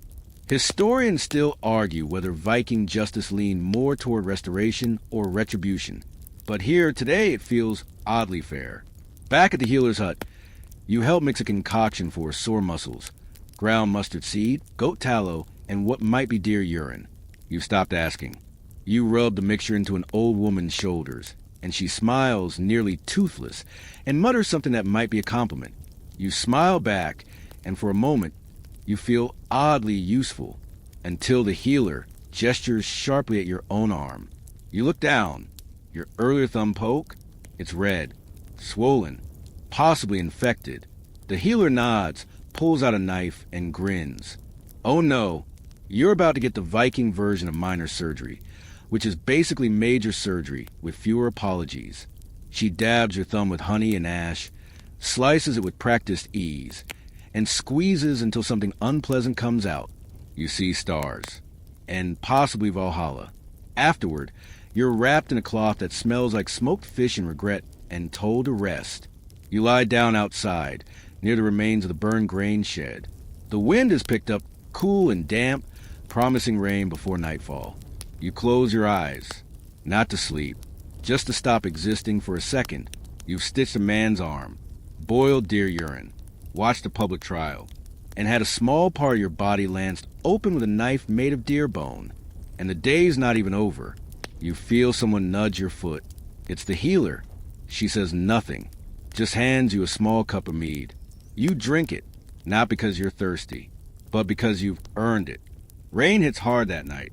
It begins as a whisper, soft droplets tapping against the turf roof longhouse. But by midnight, it's a full-throated roar, pounding down on wood, and thatched like a drummer who's had too much fermented mare's milk. You don't sleep much. Between the ache in your thumb, the bruises from the day before, and the surprisingly rhythmic snores of your fish-scented bunkmate, you're wide awake before dawn. The longhouse smells like damp wool and old onions and someone's feet. You don't ask whose. By morning, the village is a soggy mess. The pathways are thick with mud, livestock look irritated, and even the chickens appear to be reconsidering their life choices. You step outside into gray mist and instantly sink ankle-deep into squelchy earth. Your first thought is, this is the worst spa treatment ever. Today's agenda? The village needs repairs. Remember that fire from a raid? The smoke's gone, but the damage isn't. Burned beams need replacing, roofs need patching, and supplies need salvaging. You're handed a small axe, one that's definitely seen better centuries, and pointed toward the woods. You're joining the lumber crew. This sounds simple. Go to forest. Cut tree. Return with wood. You are mistaken. The forest looms like a wet green wall. Every branch drips. Every fern slaps you in the face. And the mud has reached a level of commitment that suggests it has no intention of ever letting go of your boots. A broad-shouldered man named Einar is your guide. He's cheerful, in a way that only someone with no concept of coffee first can be. He speaks in short bursts of Norse, points to trees, and makes chopping gestures. You nod like you understand. You don't. Mainstream historical fact. Viking villages relied heavily on timber, not just for building homes, but also for boats, tools, fences, and firewood. Logging was typically done in groups, and was hauled back using sleds or shoulder yokes. Some settlements even had designated woodland areas with rotating harvest cycles, a surprisingly sustainable practice for the age. Your first swing with the axe lands sideways. Your second hits a knot and send vibrations up your arm that rattle your teeth. Einar chuckles and shows you the correct motion, more push than chop. You adjust. You improve. Slightly. 2 hours later, you've helped bring down one pine tree and strip most of its branches. Your arms feel like linguini. You've got pine sap in your hair, which is somehow worse than the fish grease from yesterday. As you haul a bundle of branches toward the sled, you stumble over something hard in the dirt. You look down. It's a stone carving, half buried, worn smooth by rain. Looks like a face. Maybe a god. Maybe just an old marker. You point it out to Einar. He shrugs, then draws a circle around it in the mud with his boot. Fringe tidbit. Vikings sometimes left sacred stones or land spirits in forests, carvings or offerings meant to appease local nature spirits. These spirits were called landvetter, and disturbing their resting places was considered deeply unlucky. It's why you don't just knock over rocks in a Norse forest. You step very carefully around it after that. On the way back, you pass a cluster of women gathering bark from birch trees. It's not for firewood. It's for writing. Slender sheets of birch bark were sometimes used to inscribe runes or messages. Historians still argue whether these bark messages were casual notes, magical charms, or some mix of both. One theory suggests they were used in love spells. Another says they function like early grocery lists. Either way, you resist the urge to scribble, "Help me" on one, By midday, you're soaked, scratched, and thoroughly humbled. You trudge back into the village behind Einar, dragging your share of branches like some weird reindeer in training. The rain has turned the central square into a swamp. You nearly lose a boot stepping into a deceptively deep puddle, and when you do retrieve it, it's carrying a worm that absolutely did not pay rent to be there. Repairs are already underway. You help hoist replacement beams, your arms trembling like overcooked noodles. You're handed a crude wooden mallet and told to tap, not smash. You smash. The beam cracks. You are quietly reassigned to mud packing duty, which is exactly what it sounds like, shoving handfuls of clay into wall gaps to keep out wind and rain. It's messy. It's repetitive. It smells suspiciously like cow dung. You find a rhythm, though. Scoop, smear, press. Scoop, smear, press. A child joins you, barefoot, grinning, covered in more mud than clothing. She watches you for a moment, then imitates your movements with surprising accuracy. You smile, and for a second, it's almost peaceful, until she flings a clump of mud directly into your face. You sputter. She giggles. Her mother scolds her, then hands you a cloth. You are apparently part of the village now, or at least a muddy corner of it. Later, during a brief break under the eaves of the longhouse, you warm your hands over a clay pot filled with heated rocks. A man nearby is carving runes into a wooden board. He's careful, methodical. You ask or gesture about the meaning. He points to one rune, Tawaz, the symbol for Tyr, god of law and war. He carves it into the beam of the repaired home, muttering under his breath. Fringe belief. Some Vikings believe runes could offer protection when carved into buildings, like spiritual house armor. Others thought they could curse enemies if used the right way. A misplaced rune could mean the difference between good luck and disaster. You don't touch his carving. By evening, the rain lightens to a drizzle, just enough to let the smoke from the cooking fires rise straight instead of sideways. Dinner is a thin stew with bits of fish, root vegetables, and what might be turnip, but might also be something invented just to test your limits. You sit near the healer, who nods at your bandaged thumb. You raise your bowl in thanks. She raises her own. It's a weird, silent friendship, but it works. Mainstream historical fact. Viking society wasn't all brawling and blood. Community was crucial. Everyone had a role, from the smith to the shepherd to the skald, a storyteller or poet.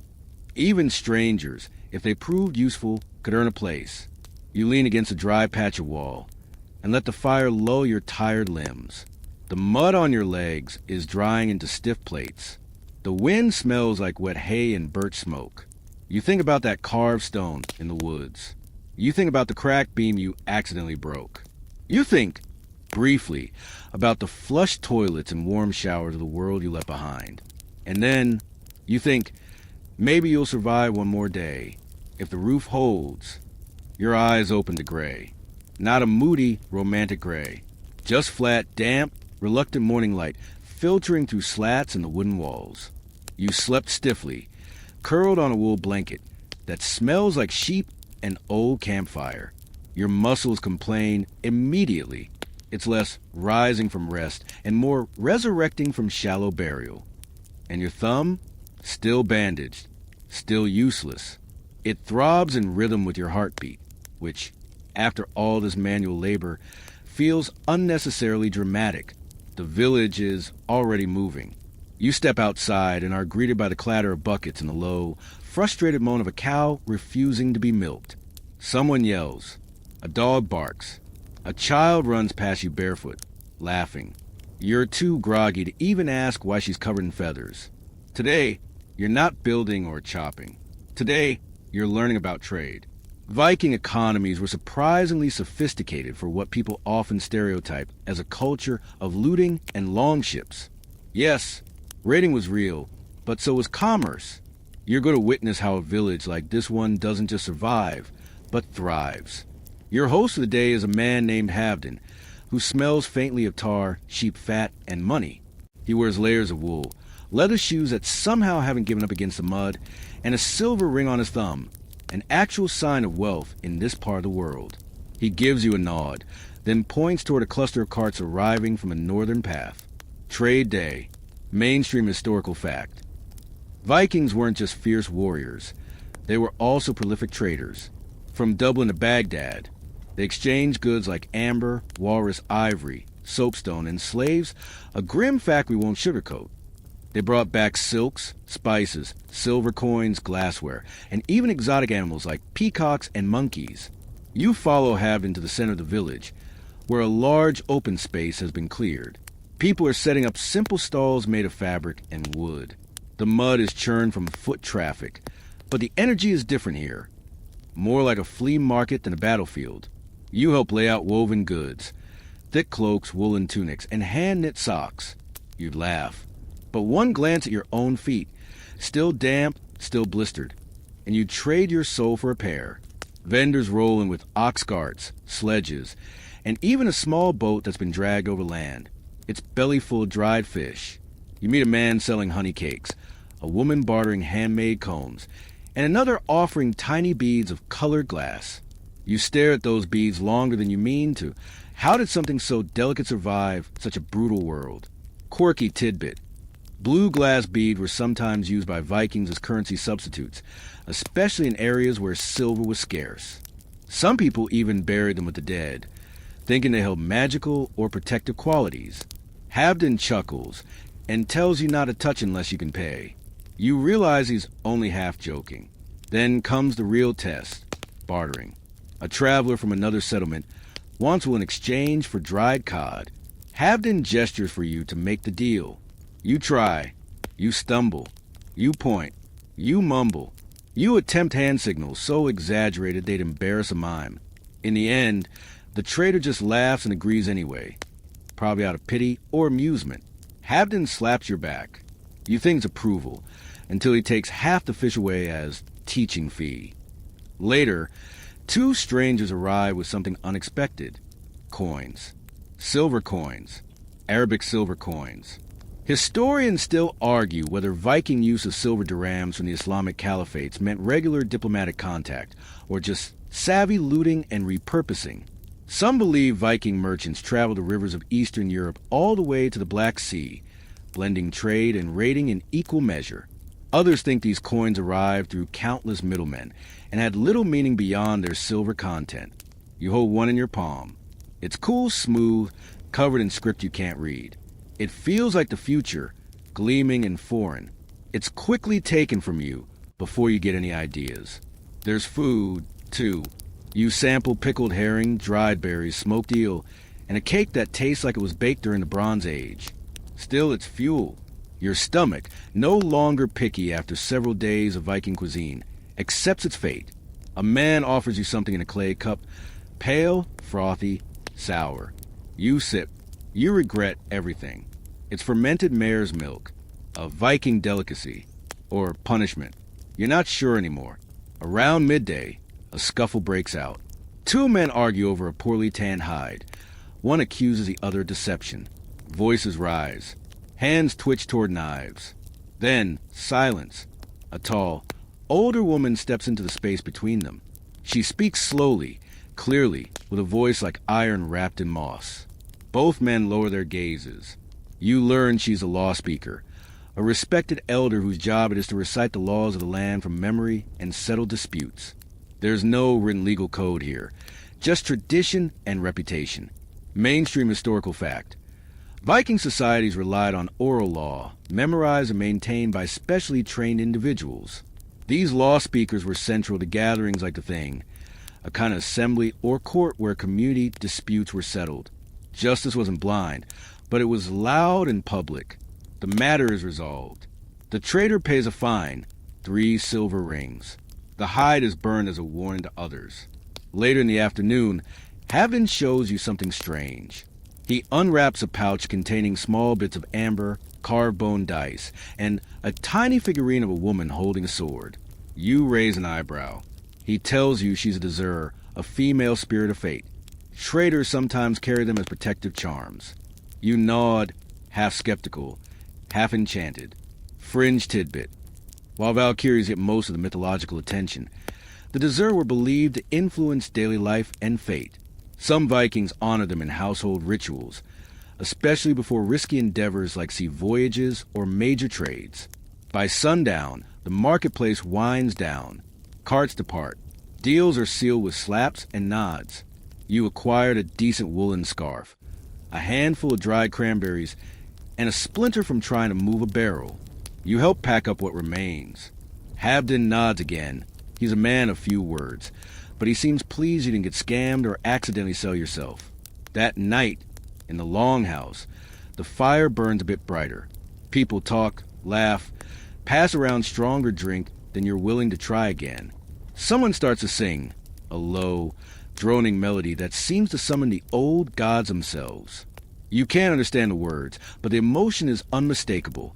Longing, pride, and that strange joy that only comes after surviving a hard day. You think about those coins again, about beads that once crossed continents, about deals made in a language you barely speak. Vikings weren't just raiders. They were connectors, carriers of stories, of goods, of lives between lands. You're starting to see that now. And you're also starting to see double from exhaustion. Your head droops. The longhouse creaks. Someone snores. You smile, slightly. You might still be terrible at bartering. But you're here, still breathing, still learning. And hey, at least nobody traded you for a goat today. You wake up to the sound of metal striking metal. Sharp, rhythmic, and entirely unwilling to let you sleep in. It's the forge, or, as your still groggy mind calls it, the fire cave where tools are born and eyebrows go to die. The air smells different today. Not just the usual smoke and wood and sweat, but something tangier, more electric. You step outside and immediately feel it. Sparks in the air, figuratively and literally. The blacksmith is already hard at work. And today, you're his very unlucky apprentice. He doesn't greet you. He just points to a pile of charcoal. You get the message. You spend the next hour hauling baskets of it into a small, soot-blackened building made of stone and timber. Inside, it's already sweltering. A forge, bellows, anvil, hammers, tongs. Tools you recognize but wouldn't dare touch unless supervised by someone with a fireproof beard. The blacksmith, his name is Egil, does not have a fireproof beard, but his eyes might as well be made of molten iron.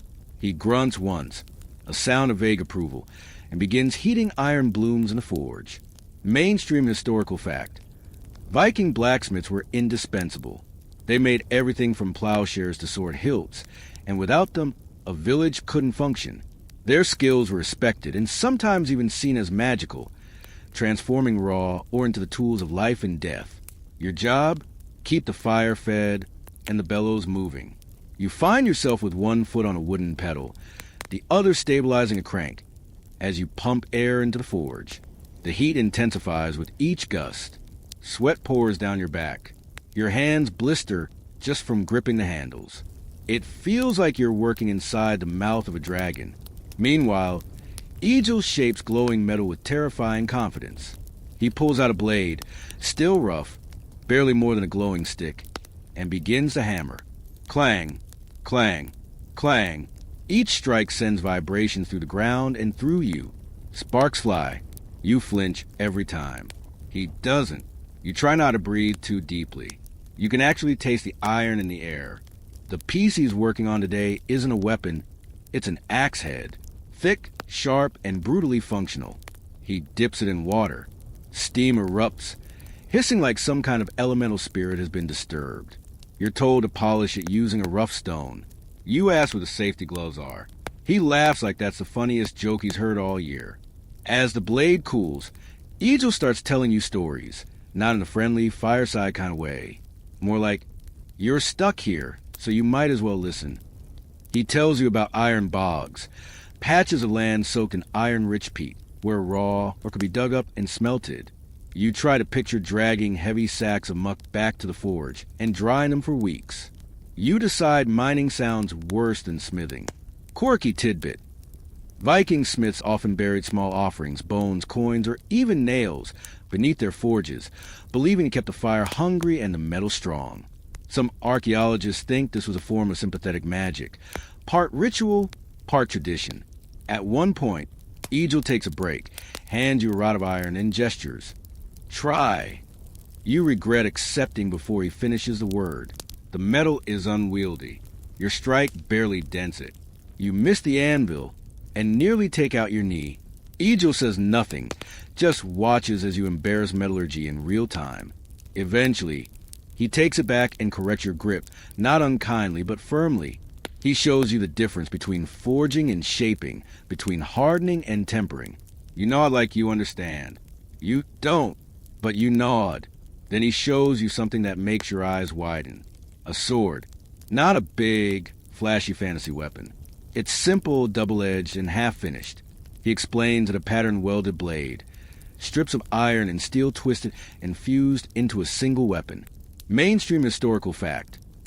Vikings used pattern welding to combine softer iron with harder steel, making blades that were both flexible and sharp. Some were so finely crafted that they were passed down through generations and named like living beings. You run your fingers along the unsharpened edge. It's beautiful in a brutal kind of way, like the ocean, or taxes. Egil wraps it again and stores it inside a wooden chest. Not for today. Later, he shows you how to make nails. Hundreds of them, tiny and precise. It's more tedious and glorious, but without nails, nothing gets built. He says flatly, even a chieftain's hall would fall without the work of a smith. You believe him. Historians still argue whether Viking smiths held elevated social ranks or remained humble artisans. Some claim they lived slightly apart from the rest of the village, half for protection, half because their work was considered powerful, even dangerous. Others suggest they were just regular craftsmen, albeit respected ones, with no supernatural reputation beyond the sparks and sweat. You look at Egil, who's now reheating the forge with calm efficiency, and wonder if he sees himself as magical. You doubt he'd care either way. By now, your clothes are soaked, your skin is streaked with ash, and you've inhaled enough soot to qualify as a chimney. Your thumb wound, mercifully, remains wrapped, though the bandage is so filthy it's probably now part of a fungal ecosystem. Egil finally waves you off. You stumble outside into cooler air, half expecting to be blind from light deprivation. But you're not. You just feel heavier. Wiser? Maybe. Exhausted? Absolutely. The other villagers are beginning evening tasks. Mending nets, chopping firewood, preparing dinner. You notice someone's working on repairing a broken wagon wheel, and your first thought is, they'll need a new rivet for that. Look at you, thinking like a smith. You sit with Egil by the fire that night. He doesn't say much, just hands you a bowl of thick stew and a wedge of sour bread. You eat in silence, and then unexpectedly he sets something down beside you. A nail, not fancy, just one you helped shape earlier. It's not even straight, but it's yours. You stare at it for a long moment. It doesn't sparkle. It won't change the world, but it's a thing you made. A piece of iron, pounded into purpose. You tuck it into your sleeve, just in case you need reminding. Even in a village where you've nearly frozen, starved, bled, and bartered poorly, you've left a mark. No one sings songs about nails. But nothing stays standing without them. The morning doesn't begin with a rooster crow or even a rattle of carts. Today, it begins with the smell of something fermenting, which can only mean one thing. It's brewing day. Your nose wrinkles the second you step outside the longhouse. The crisp, woody scent of pine is overtaken by a deep, musty wave of yeast, grain, and whatever mystery ingredient this village adds in the mix. It's not unpleasant exactly, but it definitely belongs in the strong personality category, like blue cheese or people who talk during movies. You follow the smell to the brew hut, a timber building near the edge of the village, shaded by birch trees and flanked by heavy stone cauldrons. Inside, it's a bubbling, steaming science experiment. Women and older children are bustling about, hauling sacks of malted barley, stirring thick gruel-like mixtures, and keeping the fire steady under vast kettles. Everything looks vaguely edible, yet somehow not entirely food. You're spotted immediately. Grab a stirring pole, someone calls out, and before you can protest, one is shoved into your hands. It's as long as you are tall and sticky with what can only be described as prehistoric porridge residue. You take your place beside a wide vat of bubbling wort. Thick steam rises in waves, fogging your face and dampening your hair until you feel like a human dumpling. Mainstream historical fact. Viking ale wasn't just for feasts, it was a staple. Water was often unsafe, and weak ale, called small beer, was consumed daily, even by children. Stronger brews were saved for celebrations or offerings to the gods. You're making the everyday kind, though it still smells strong enough to knock over a small goat. A woman named Ursa shows you the rhythm of the stirring. Slow, even, scraping the bottom to prevent scorching. You mirror her movements. It feels meditative for a moment, until the steam hits your eyes and makes them tear up like you've just watched the end of Braveheart. You'll get used to it, she says kindly, handing you a damp cloth. You nod, but also quietly hope this is a one-time gig. As you stir, you glance around. Large barrels line the back wall, each sealed with wax or cloth, marked with carved runes to indicate their brewing date. Some have bundles of herbs hanging nearby, yarrow juniper, and even spruce tips. Quirky tidbit. Vikings didn't use hops like modern brewers. Instead, they flavored their ale with a mix called grut, a blend of herbs and flowers that varied wildly by region. One notorious additive? Bog myrtle, which might have given brew a bit of a psychedelic kick, or at least a mild, dizzy Viking effect. Ursa offers you a taste from a fresh batch, ladled into a wooden cup. You sip it, and immediately cough. It's sharp, earthy, with a distinct flavor of regret and wet grass, but also oddly warming. You manage a polite smile. She winks. Later, you help strain the liquid into barrels, filtering out the soggy grains using a linen cloth and a wide, shallow bowl. This part takes forever. Your hands turn raw just from the heat, and one spill nearly ruins an entire batch. You expect anger. Instead, Ursa sighs, wipes her hands on her apron, and calmly shows you how to hold the bowl properly. It's hard not to admire the patience. Maybe it's the ale talking, but this community, harsh as it is, also has an odd resilience, a way of absorbing mistakes and just continuing. Historians still argue whether brewing was primarily women's work or a communal task. Some say women dominated Viking-era brewing, managing home-based operations, and even selling their ale in marketplaces. Others believe professional male brewers existed, especially in larger settlements where production scaled up. What's certain is that ale was vital, not just as drink, but as currency, medicine, and ritual. You overhear us explaining that a portion of today's brew will go to the temple, not for a feast, but as an offering. The gods, apparently, enjoy a good drink. A few buckets will also be saved for an upcoming funeral. It's the first you've heard of someone dying during your stay. You don't ask who, but you feel a small chill settle on your neck. By noon, your arms ache. You've stirred, strained, ladled, and cleaned until your skin smells like toasted oats and bark tea. Someone brings lunch, leftover stew and barley bread, served with tiny cups of the same ale you just helped make. The circle around the brewing fire feels almost festive. Stories start to flow. Someone sings a bawdy song about a goat, a fisherman, and a very unfortunate misunderstanding involving eel traps. You try to laugh. You're mostly trying not to spill your drink again. By late afternoon, the barrels are sealed and left to ferment. The brew won't be ready for days, but your work is done for now. Your clothes are soaked. Your hair smells like breakfast. Your hands are sticky, but you help make something important, something they'll actually use. That's a new feeling. Before you leave, Ursa hands you a small wooden token, carved with a symbol for ale, a circle with a crossing line. To mark your first brew, she says. You slip it into the same sleeve as the nail from Egel's forge. A smith's mark and a brewer's token. Your collection of minor Viking achievements is growing. Outside, the sun is dipping, casting long shadows between huts and fences. The air is clearer now, with only a hint of smoke and sweetness. You watch as a young boy runs past carrying a cup of water, sloshing it everywhere, chased by an older girl laughing. Life keeps moving, even after long days, even with grief hovering quietly in the background. You head back toward the longhouse. The ache in your muscles is sharp now, but beneath it is something softer, a kind of satisfaction. Not joy, not comfort, but participation, belonging, maybe. You pass the forge. Egel's inside again, working late, hammering out some mystery project. You nod. He doesn't look up, but you feel like he somehow knows. A warm wind rolls across the village. For just a second, the place feels timeless, like this moment could belong to any century. You catch a whiff of ale still clinging to your shirt and smile. You may not survive the long winter or the next raid, or even the funeral you weren't invited to, but tonight, you help make the thing that will warm their bellies and fill their cups. And that counts for something.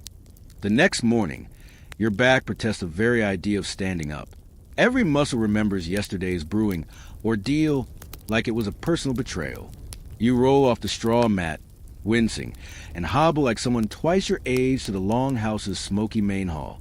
Breakfast is thin porridge and salted fish. You eye the fish suspiciously. Its flavor is somewhere between ocean and old boots, but you eat it anyway. Energy is survival here. Today, you're told, is no work day. That might sound like a break, but not in the way you'd hope. It's not a rest day. It's a gathering day. The funeral is happening. No one asked if you'd like to attend. In a village this small, you're automatically swept into whatever ritual the community has planned, birth, feasts, fights, or death. You belong to the rhythm now, whether you wanted to or not. You step outside into damp, cool air. People are dressed differently. More layered, darker tones. Animal hides pull close. Bone ornaments and brooches catching the gray light.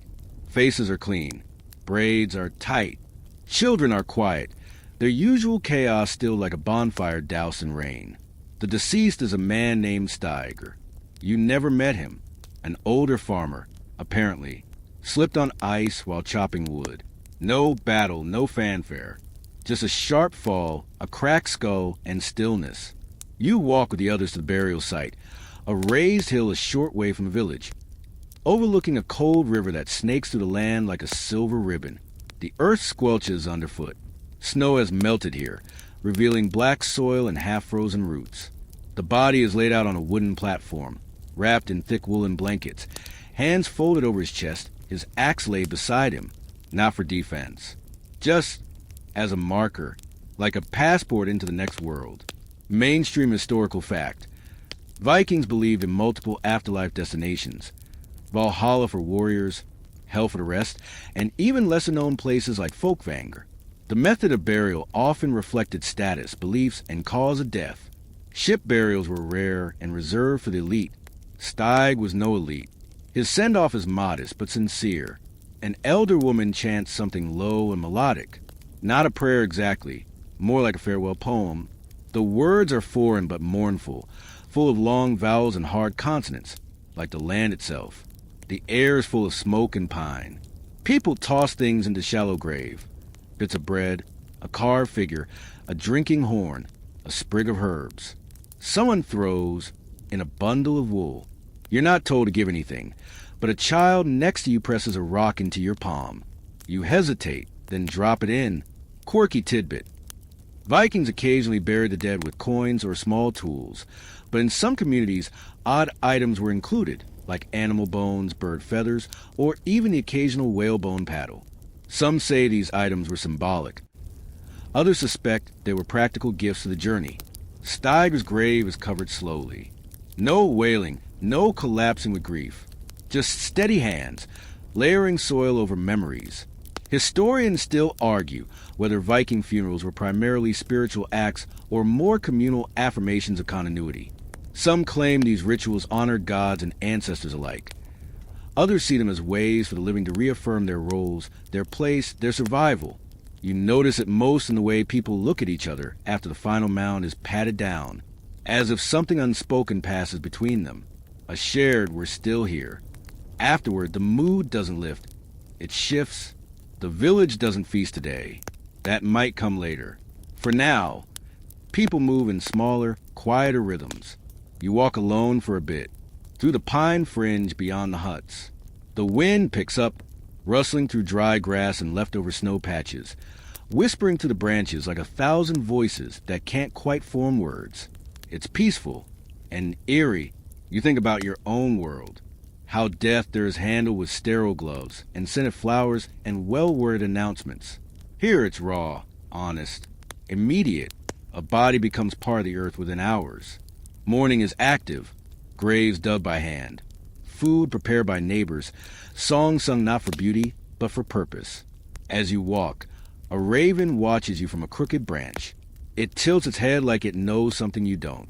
Probably does. When you return, the longhouse is half empty. A few people sit around the fire, quietly working, mending clothes, sharpening knives, carving wooden cones. You're invited to sit, not with words, just a glance and a nod. You help wind thread into a ball. Simple work, good work. And then, in the late afternoon, someone begins to tell a story. It's about Steiger, not the man who fell on ice, but the boy who once got stuck in a tree trying to catch an owl. The whole room laughs. Even the grimmest elder smirks. You realize this is a true ritual, the one that matters, not the burial, not the chants, but the remembering. Later, a small bowl of ale is passed around. It's still early in fermentation, slightly sour, but it does the job. You sip it as the fire crackles, as more stories are told. One man claims Steiger once tricked a merchant into trading a broken comb for a silver ring by pretending it was blessed by a seer. Another swears Steiger could fart on command, which he used to silence arguments. You've never heard so much laughter at a funeral. And it fits. This is how they honor their dead, not by freezing time, but by keeping it moving, letting it carry memory in its current. When night falls, you lie awake staring at the thatched roof overhead, thinking about how fragile everything is. Life, bones, even legacies. And yet, somehow, these people endure. They survive storms, sickness, and sorrow. They scrape meaning from hard ground, shape rituals from ash and story. And you, somehow, you're beginning to understand why. Not because it's easy, but because not surviving isn't an option. Sleep comes slow, but deep. Tomorrow, there'll be a feast for the ancestors, and you'll be expected to help. Of course you will. You're part of the rhythm now. The day after the funeral brings with it a curious change of pace. The mood in the village is not heavy with grief, but full of preparation, hushed, reverent, and focused. You awaken to the scent of smoke and roasting meat, and for a moment, you wonder if you're dreaming. But no, this is real. Today is the ancestral feast. You pull on your now perpetually itchy wool tunic and shuffle outside, boots squelching slightly in yesterday's softened mud. The air smells of pine wood, cured fat, and burning resin. There's an energy to it, not quite celebratory, but certainly alive. Feasting, you quickly learn, isn't just about food here. It's part memorial, part gratitude, part social glue. And you're going to be helping with all of it. You're assigned to kitchen duty again, not brewing, thankfully, but assisting with prep. A squat, stern-faced woman named Geordie's barks instructions at you without breaking her pace. You peel onions, crush garlic with flat stone, and stir bubbling pots until your arm feels like it's going to fall off. You'd kill for a spatula, or a timer, or honestly, just a countertop higher than your knees. But everything is grounded, primitive, efficient in its own clumsy way. The stew is made from lamb, leeks, dried herbs, and what you think might be berries. A tangy kind, sour like little vinegar bombs. Apparently that's the point. Mainstream historical fact. Viking feasts often included preserved or fermented ingredients to cope with seasonal scarcity. Salted meats, dried fruits, and acidic flavors help create dishes that could last and surprise the palate after weeks of monotony. While the stew simmers, others prepare bread. Not the soft, fluffy loaves you know. These are dense, flat rounds of barley flour, baked on hot stones. They crack rather than tear, like edible roofing tiles. A man carves pork shoulder with a bone-handled knife. The meat's smoky and fragrant, roasted overnight in a pit lined with coals and covered in sod. It smells like what a forest might taste like if you added salt and prayers. There's a roasted swan, too. Yes, swan. You ask why. He shrugs. It died. So, not symbolic. Just opportunistic. Quirky tidbit. Vikings occasionally ate swans, though it was more common among nobles. Goose and duck were more typical. But when a swan dropped dead near your settlement, wasting it was unthinkable.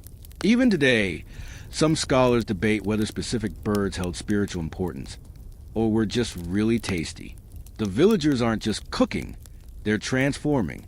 You notice that many wear special clothing. Embroidered tunics, fur-trimmed cloaks, elaborate belts with iron clasps. Jewelry appears where there was none yesterday. Bronze brooches, colored glass beads, even iron armbands etched with knotwork. And you get a cloak. A ratty, itchy thing that smells vaguely of cheese. But still a gesture. You belong enough to dress for the occasion. Children hang wreaths of pine and winterberry around the longhouse entrance. The inside has been swept and aired, with fresh hay spread on the floor and fragrant herbs strewn around the fire pit. Someone adds birch bark to the flames, and the smoke curls upward, carry with it the scent of something sharp and clean. As the sun begins to dip, people gather. You're pulled into the flow, handed a bowl of ale, and seated on the floor alongside everyone else. The fire roars. The food is passed hand to hand, and for a few long minutes, the only sound is eating, slurps chewing, the crack of flatbread. A woman sings a soft melody in the background, like a lullaby played on the edge of memory. Then come the toasts.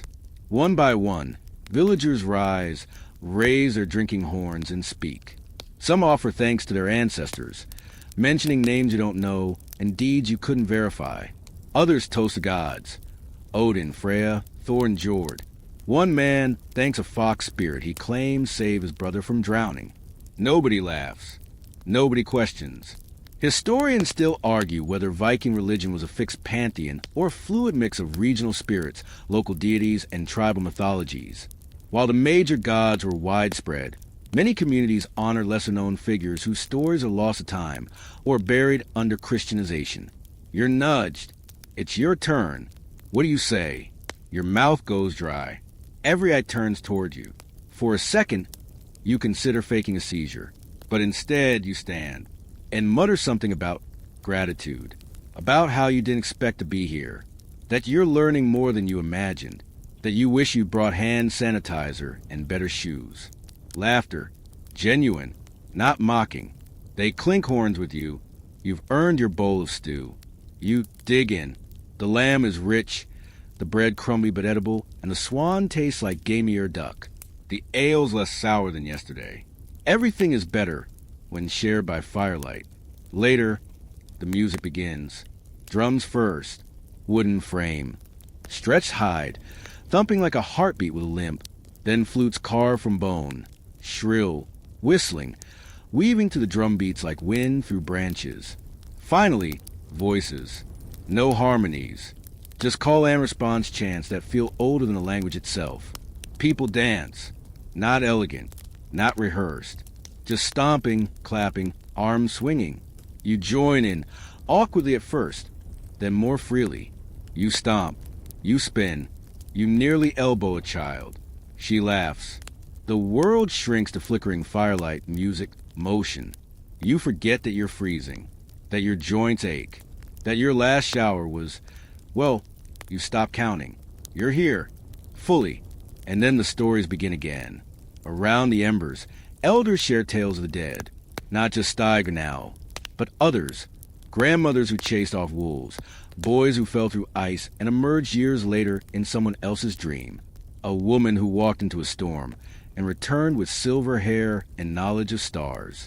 They speak of spirits in the woods, of curses on lost combs, of trolls who steal your voice and leave you babbling in riddles. One old man whispers that time doesn't move straight here. It circles like ravens overhead, that when you dream tonight, you'll meet someone who hasn't been born yet. He winks. Is he serious? No one tells you. Eventually, people drift to sleep right where they sit, cloaks pulled tight, heads resting on folded arms. You're handed a blanket that smells like moss and goat. You wrap up, feeling warm for the first time in days. You stare at the glowing coals and listen to the slow, shared breathing around you. For all its hardship, Viking life has its moments, raw, communal, strangely beautiful. But don't get too comfortable. Tomorrow, it's your turn to help with something called bog tanning. Sleep tight. You awaken to a damp, earthy smell and the muted squelch of something wrong beneath your bedroll. You sit up and blink in the filtered morning light pouring through the thatched gaps overhead. Turns out, you've been sleeping on a wet patch of straw. Either someone spilled their ale last night, or a toddler missed their chamber pot. Neither is ideal, and tragically, you are now part of the bog tanning team. You heard the term last night. Tossed around like a joke only locals understand. You didn't ask. You should have, after a breakfast of cold stew and oat cakes, harder than regret. You're led beyond the outskirts of the village. The trees grow sparser and the ground turns spongy. Patches of standing water reflect the gray sky. Crows call lazily from the trees, and the air feels heavier with every step. Welcome to the bog. Bog tanning, as you quickly discover, involves transforming animal hides into leather using, brace yourself, rotting water, plant tannins, and a whole lot of patience. And not metaphorical patience. We're talking days, sometimes weeks. But today, you're handling hides in mid-process, waterlogged, half-softened, and completely disgusting. Your guide is a hulking man named Jorik, who smells like wet bread and is precisely one tooth. He hands you a dripping sheet of what used to be cow and says, "Work it." You're given a blunt scraper carve from antler and told to remove the gunk. That gunk, you realize, is a mixture of connective tissue, hair roots, and whatever horror the hide absorbed from a bog. You gag at least twice. Mainstream historical fact. Viking tanning methods vary, but bog tanning, soaking hides in acidic peat bogs, was an effective way to soften skins using the natural chemistry of the environment. It also helped preserve materials for long periods, and in some cases, created near mummified results. Your hands cramp within minutes. Every pull of the scraper resists like it's alive. It's cold, too. Freezing, numbing cold that sinks into your wrists and makes your fingers feel like glass rods. Jorik laughs and spits into the moss. You get used to it, he says. After 3 winters, your hands stop caring. That's not comforting. As you work, he talks about his father, who once tanned a bear hide, so well it was used as a king's bed. About his cousin, who got lost in a bog one night and came back different, quieter, like the mud stole his voice. You don't ask follow-up questions. Quirky tidbit. In Norse folklore, bogs were believed to be liminal spaces, places where the dead linger or where the old gods might listen. Some communities whispered that bogs could remember things, and that burying a cursed item in one would keep it from returning. Between your tasks, you're shown how to process the leather further. Once the hide is scraped, it must be soaked again, this time in a mixture of urine and ash. Yes, urine. You almost wish you could go back to the rot water. Almost. The idea, you're told, is to break down remaining fats and open the fibers so they'll absorb oils later. There's no safety equipment, no gloves, just a wooden vat, a stick to stir, and the sudden realization that every blister on your hands will now double as an open invitation for disease. Historians still argue whether urine tanning was common across Viking society or reserved for more remote settlements with access to larger communal bogs. Archaeological evidence shows regional differences, with some coastal groups preferring fish oils and salt brining over bog methods. Back at the village, you're allowed to rinse off, barely, a bucket of cold rainwater and a rag, which someone forgot to clean last month. It's more symbolic than sanitary. Then comes stretching. The half-processed hides must be pulled, twisted, and stretched over wooden frames to dry evenly. You're told not to overstretch or tear the fibers. So naturally, you tear one within the first hour. You brace for punishment. But George just grunts, cuts off the torn bit, and shrugs. Dog collar now. Lunch is raw onions and smoked fish, eaten by a low fire. Your breath could strip paint. Jorik smells worse. There's a kind of strange piece of the task, though repetition dulls your panic. The rhythm of scraping, soaking, stretching. It becomes meditative. Or maybe that's just your brain numbing from sensory overload. One of the village girls walks by and waves at you. You realize that, covered in mud and hide grease, you've begun to blend in. Not in a flattering way. More in a local cryptid kind of way. Later, as you help hang strips of leather near the fire pit to finish drying, an elder woman tells you stories about bog people. Spirits of those buried in the earth who never made it to Valhalla. She says the bog remembers names, that if you whisper your troubles into the peat, it might answer in dreams.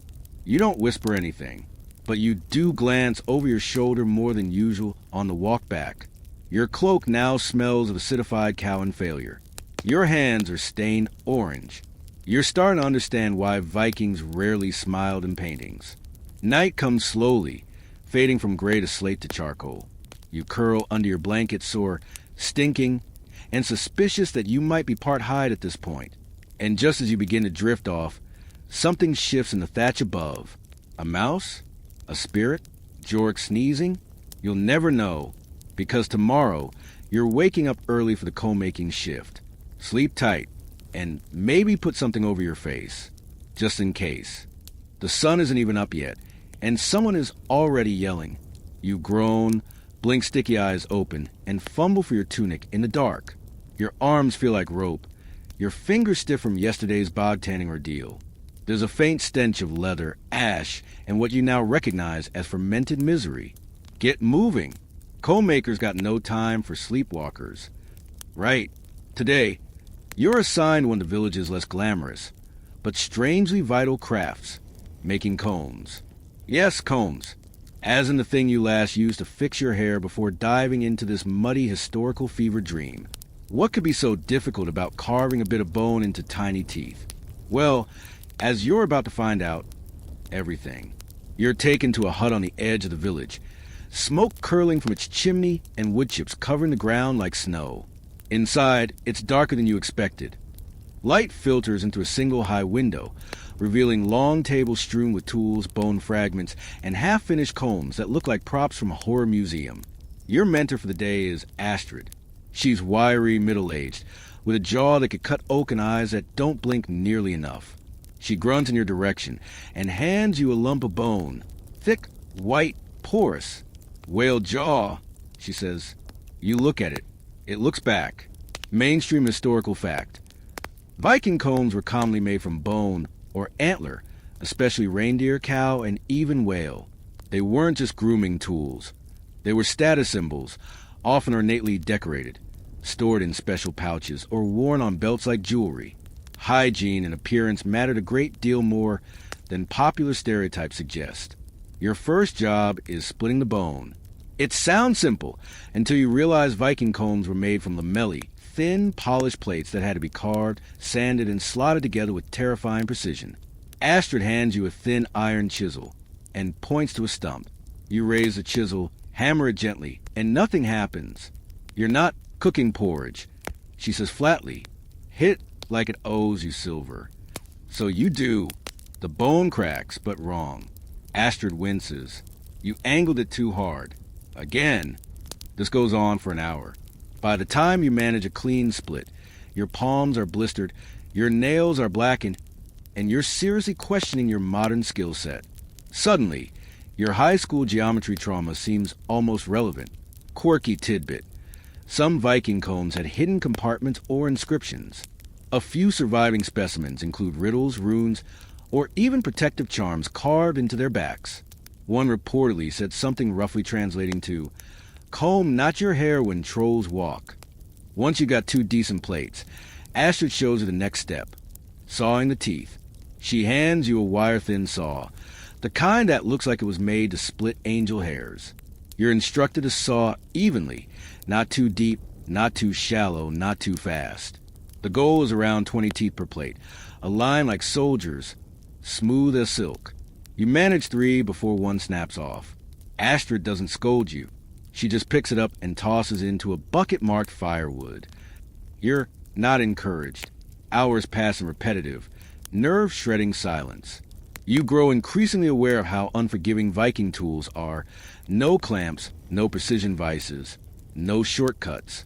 Every inch of progress is earned through exacting effort, muscle memory, and a degree of patience you simply don't possess. Historians still argue whether comb makers were full-time specialists or everyday villagers trained in multiple crafts. In more established towns like Birka or Hedeby, evidence suggests dedicated workshops. In rural areas like this one, though, if you had steady hands and didn't mind bone dust in your teeth, you were recruited. Astrid shows you the final step. Pegging. Viking combs weren't usually carved from a single piece. Instead, they were assembled, plates joined with pegs, often bronze or iron, and framed with decorative sides. You're handed tiny handmade pins and told to align everything with holes the width of a grain of barley. You squint, your vision blurs. This feels like threading a needle underwater while being judged by an angry ghost.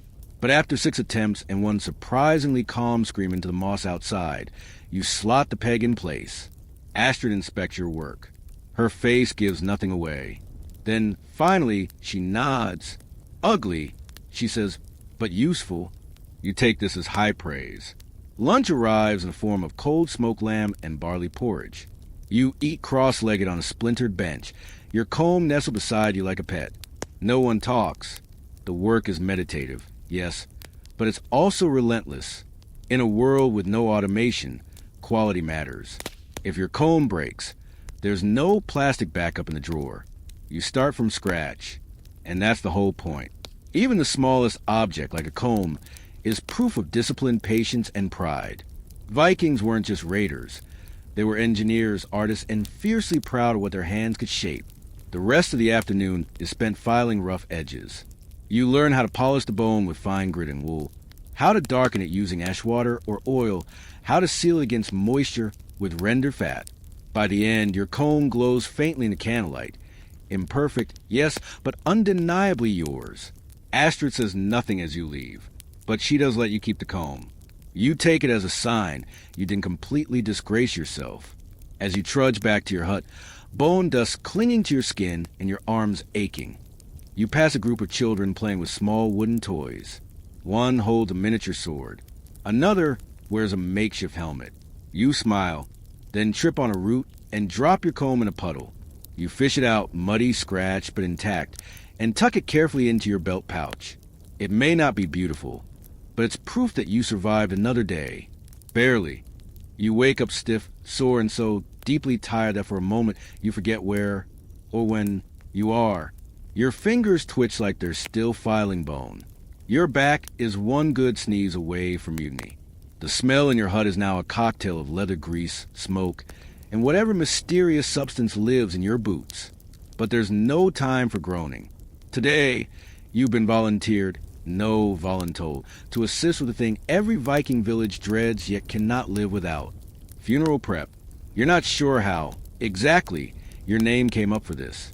Maybe someone noticed how often you gaze into the distance, like you're questioning the nature of mortality.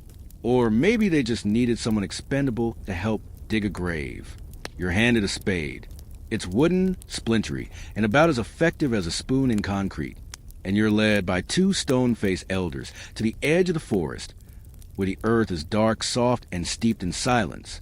Today, someone important has died. A woman named Friedis, a matriarch of the village. You never met her, but based on the hushed way people say her name, she was a force to be reckoned with. Maybe a healer or a keeper of stories. Maybe the type who'd bite your hand for stirring the cauldron wrong. Mainstream historical fact. Viking funerals vary dramatically based on status, region, and belief. Some involved elaborate ship burials, others cremation, and many were simpler affairs involving burial mounds and grave goods. What unified them was reverence, a deep, tangible respect for the dead, and a desire to honor them in ways the gods would notice. You're put to work with 3 others, digging the grave by hand. The soil is damp, the roots fight back, and your knees crack every time you shift. It's slow, muddy, soul-wearying labor, but no one complains. This is sacred ground now. As you dig, one of the elders tells you stories. Half to pass the time, half to remind you what you're part of. He speaks of burial boats set ablaze and pushed into the fjord, of warriors buried with weapons and horses, and of the rare cases where women were interred with elaborate brooches, keys, and even sacrificed animals, symbols of status and passage. Then he mentions bog burials again, and you pretend not to shiver. Quirky tidbit. In some parts of Scandinavia, burial customs included leaving food offerings in the grave, not just for the dead, but for the wights, local spirits who watch the doors between worlds. One surviving record describes placing bread under the tongue, so the soul wouldn't arrive to Valhalla hungry. As the pit deepens and your back protests louder, The ritual begins nearby. Freydis' body is prepared in a tent, washed with herbs, wrapped in layers of linen and wool, her hair combed and braided. You don't see her face, but you do hear the quiet chant of the women who dress her. Their voices rise and fall like the tide, half prayer, half keening. Then comes a procession. There's no fanfare, no music, just footsteps on soft earth, and the clink of metal as family members carry offerings. A woven basket of dry berries, a small carved horse, a needle case, objects of memory, not value, things that meant something to her in life. You help lower her into the grave. The silence is thick. You feel it pressing against your chest. There's a moment, just one, where you glimpse her hand, resting atop the blanket, pale, still peaceful.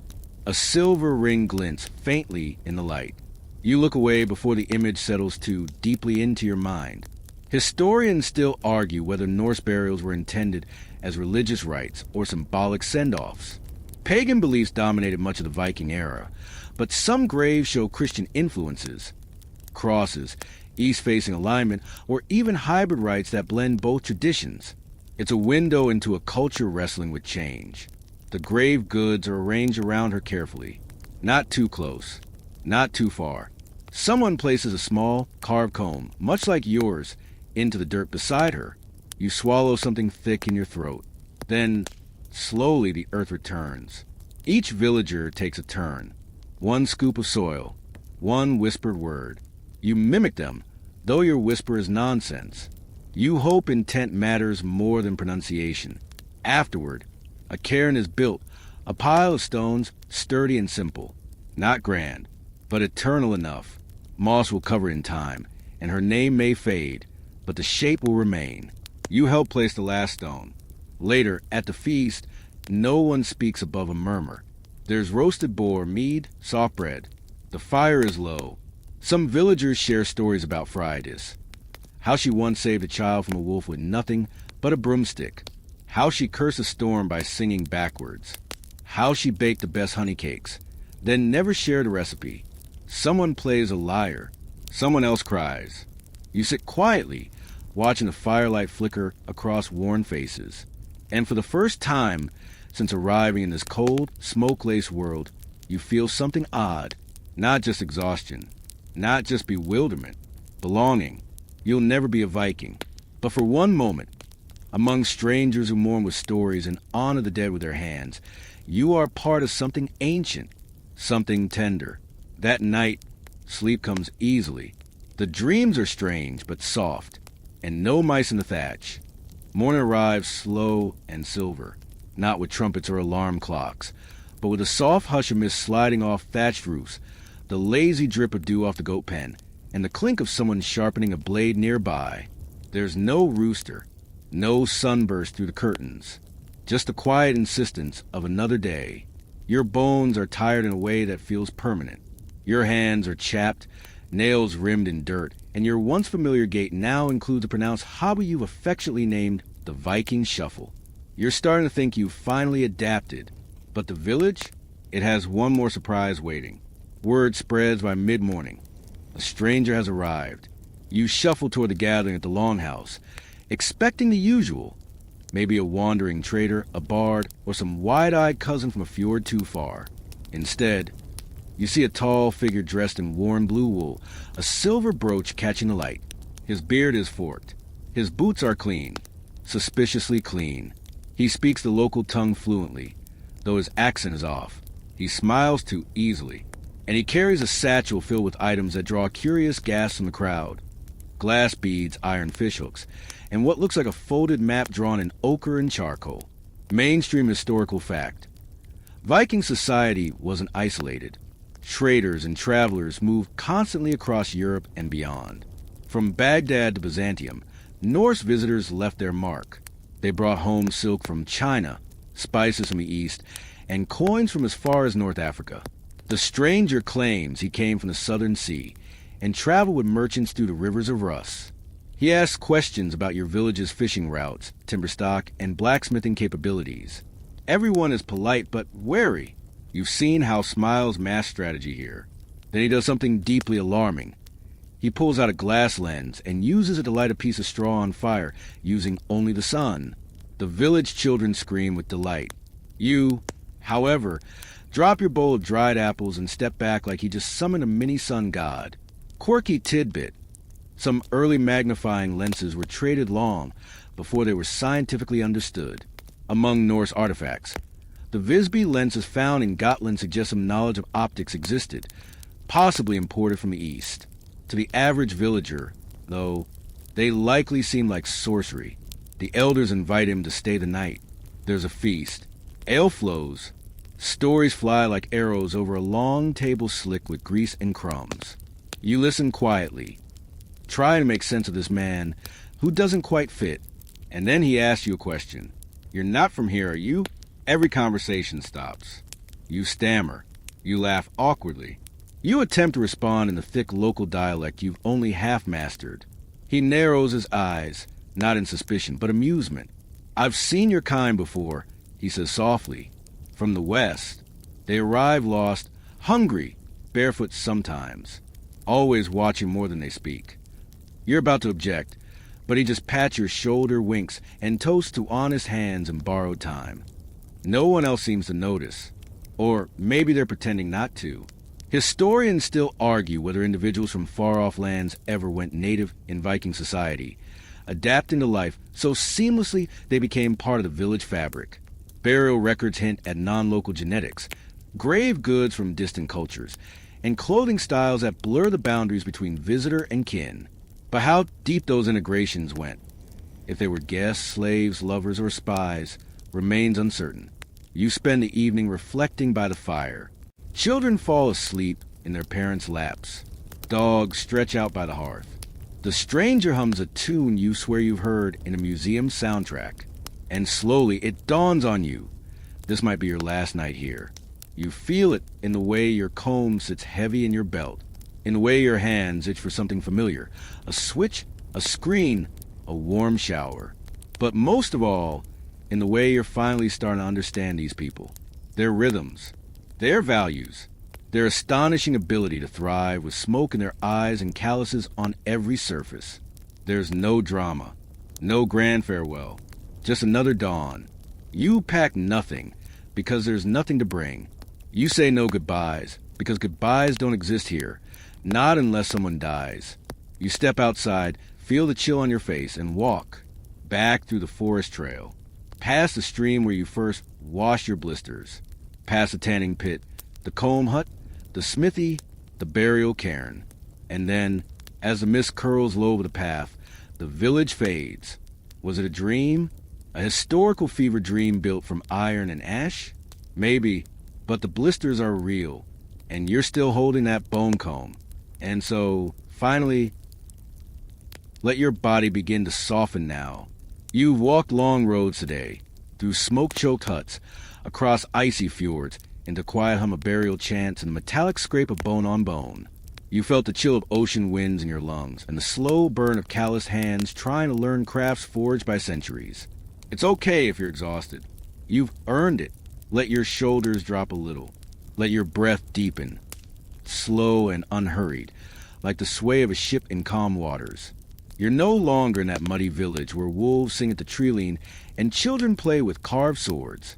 You're safe now outside the past. The firelight is gone, but its warmth lingers somewhere in your chest. The people you met today, rough, blunt, and impossibly skilled, are already fading into quiet memory. Maybe you'll remember the way Astrid's comb felt in your palm. Maybe you'll dream of misty fields where iron sings and legends are born with every hammer blow. Or maybe you'll just sleep, deeply, heavily, and that's enough. Because you didn't just survive a day in a Viking village.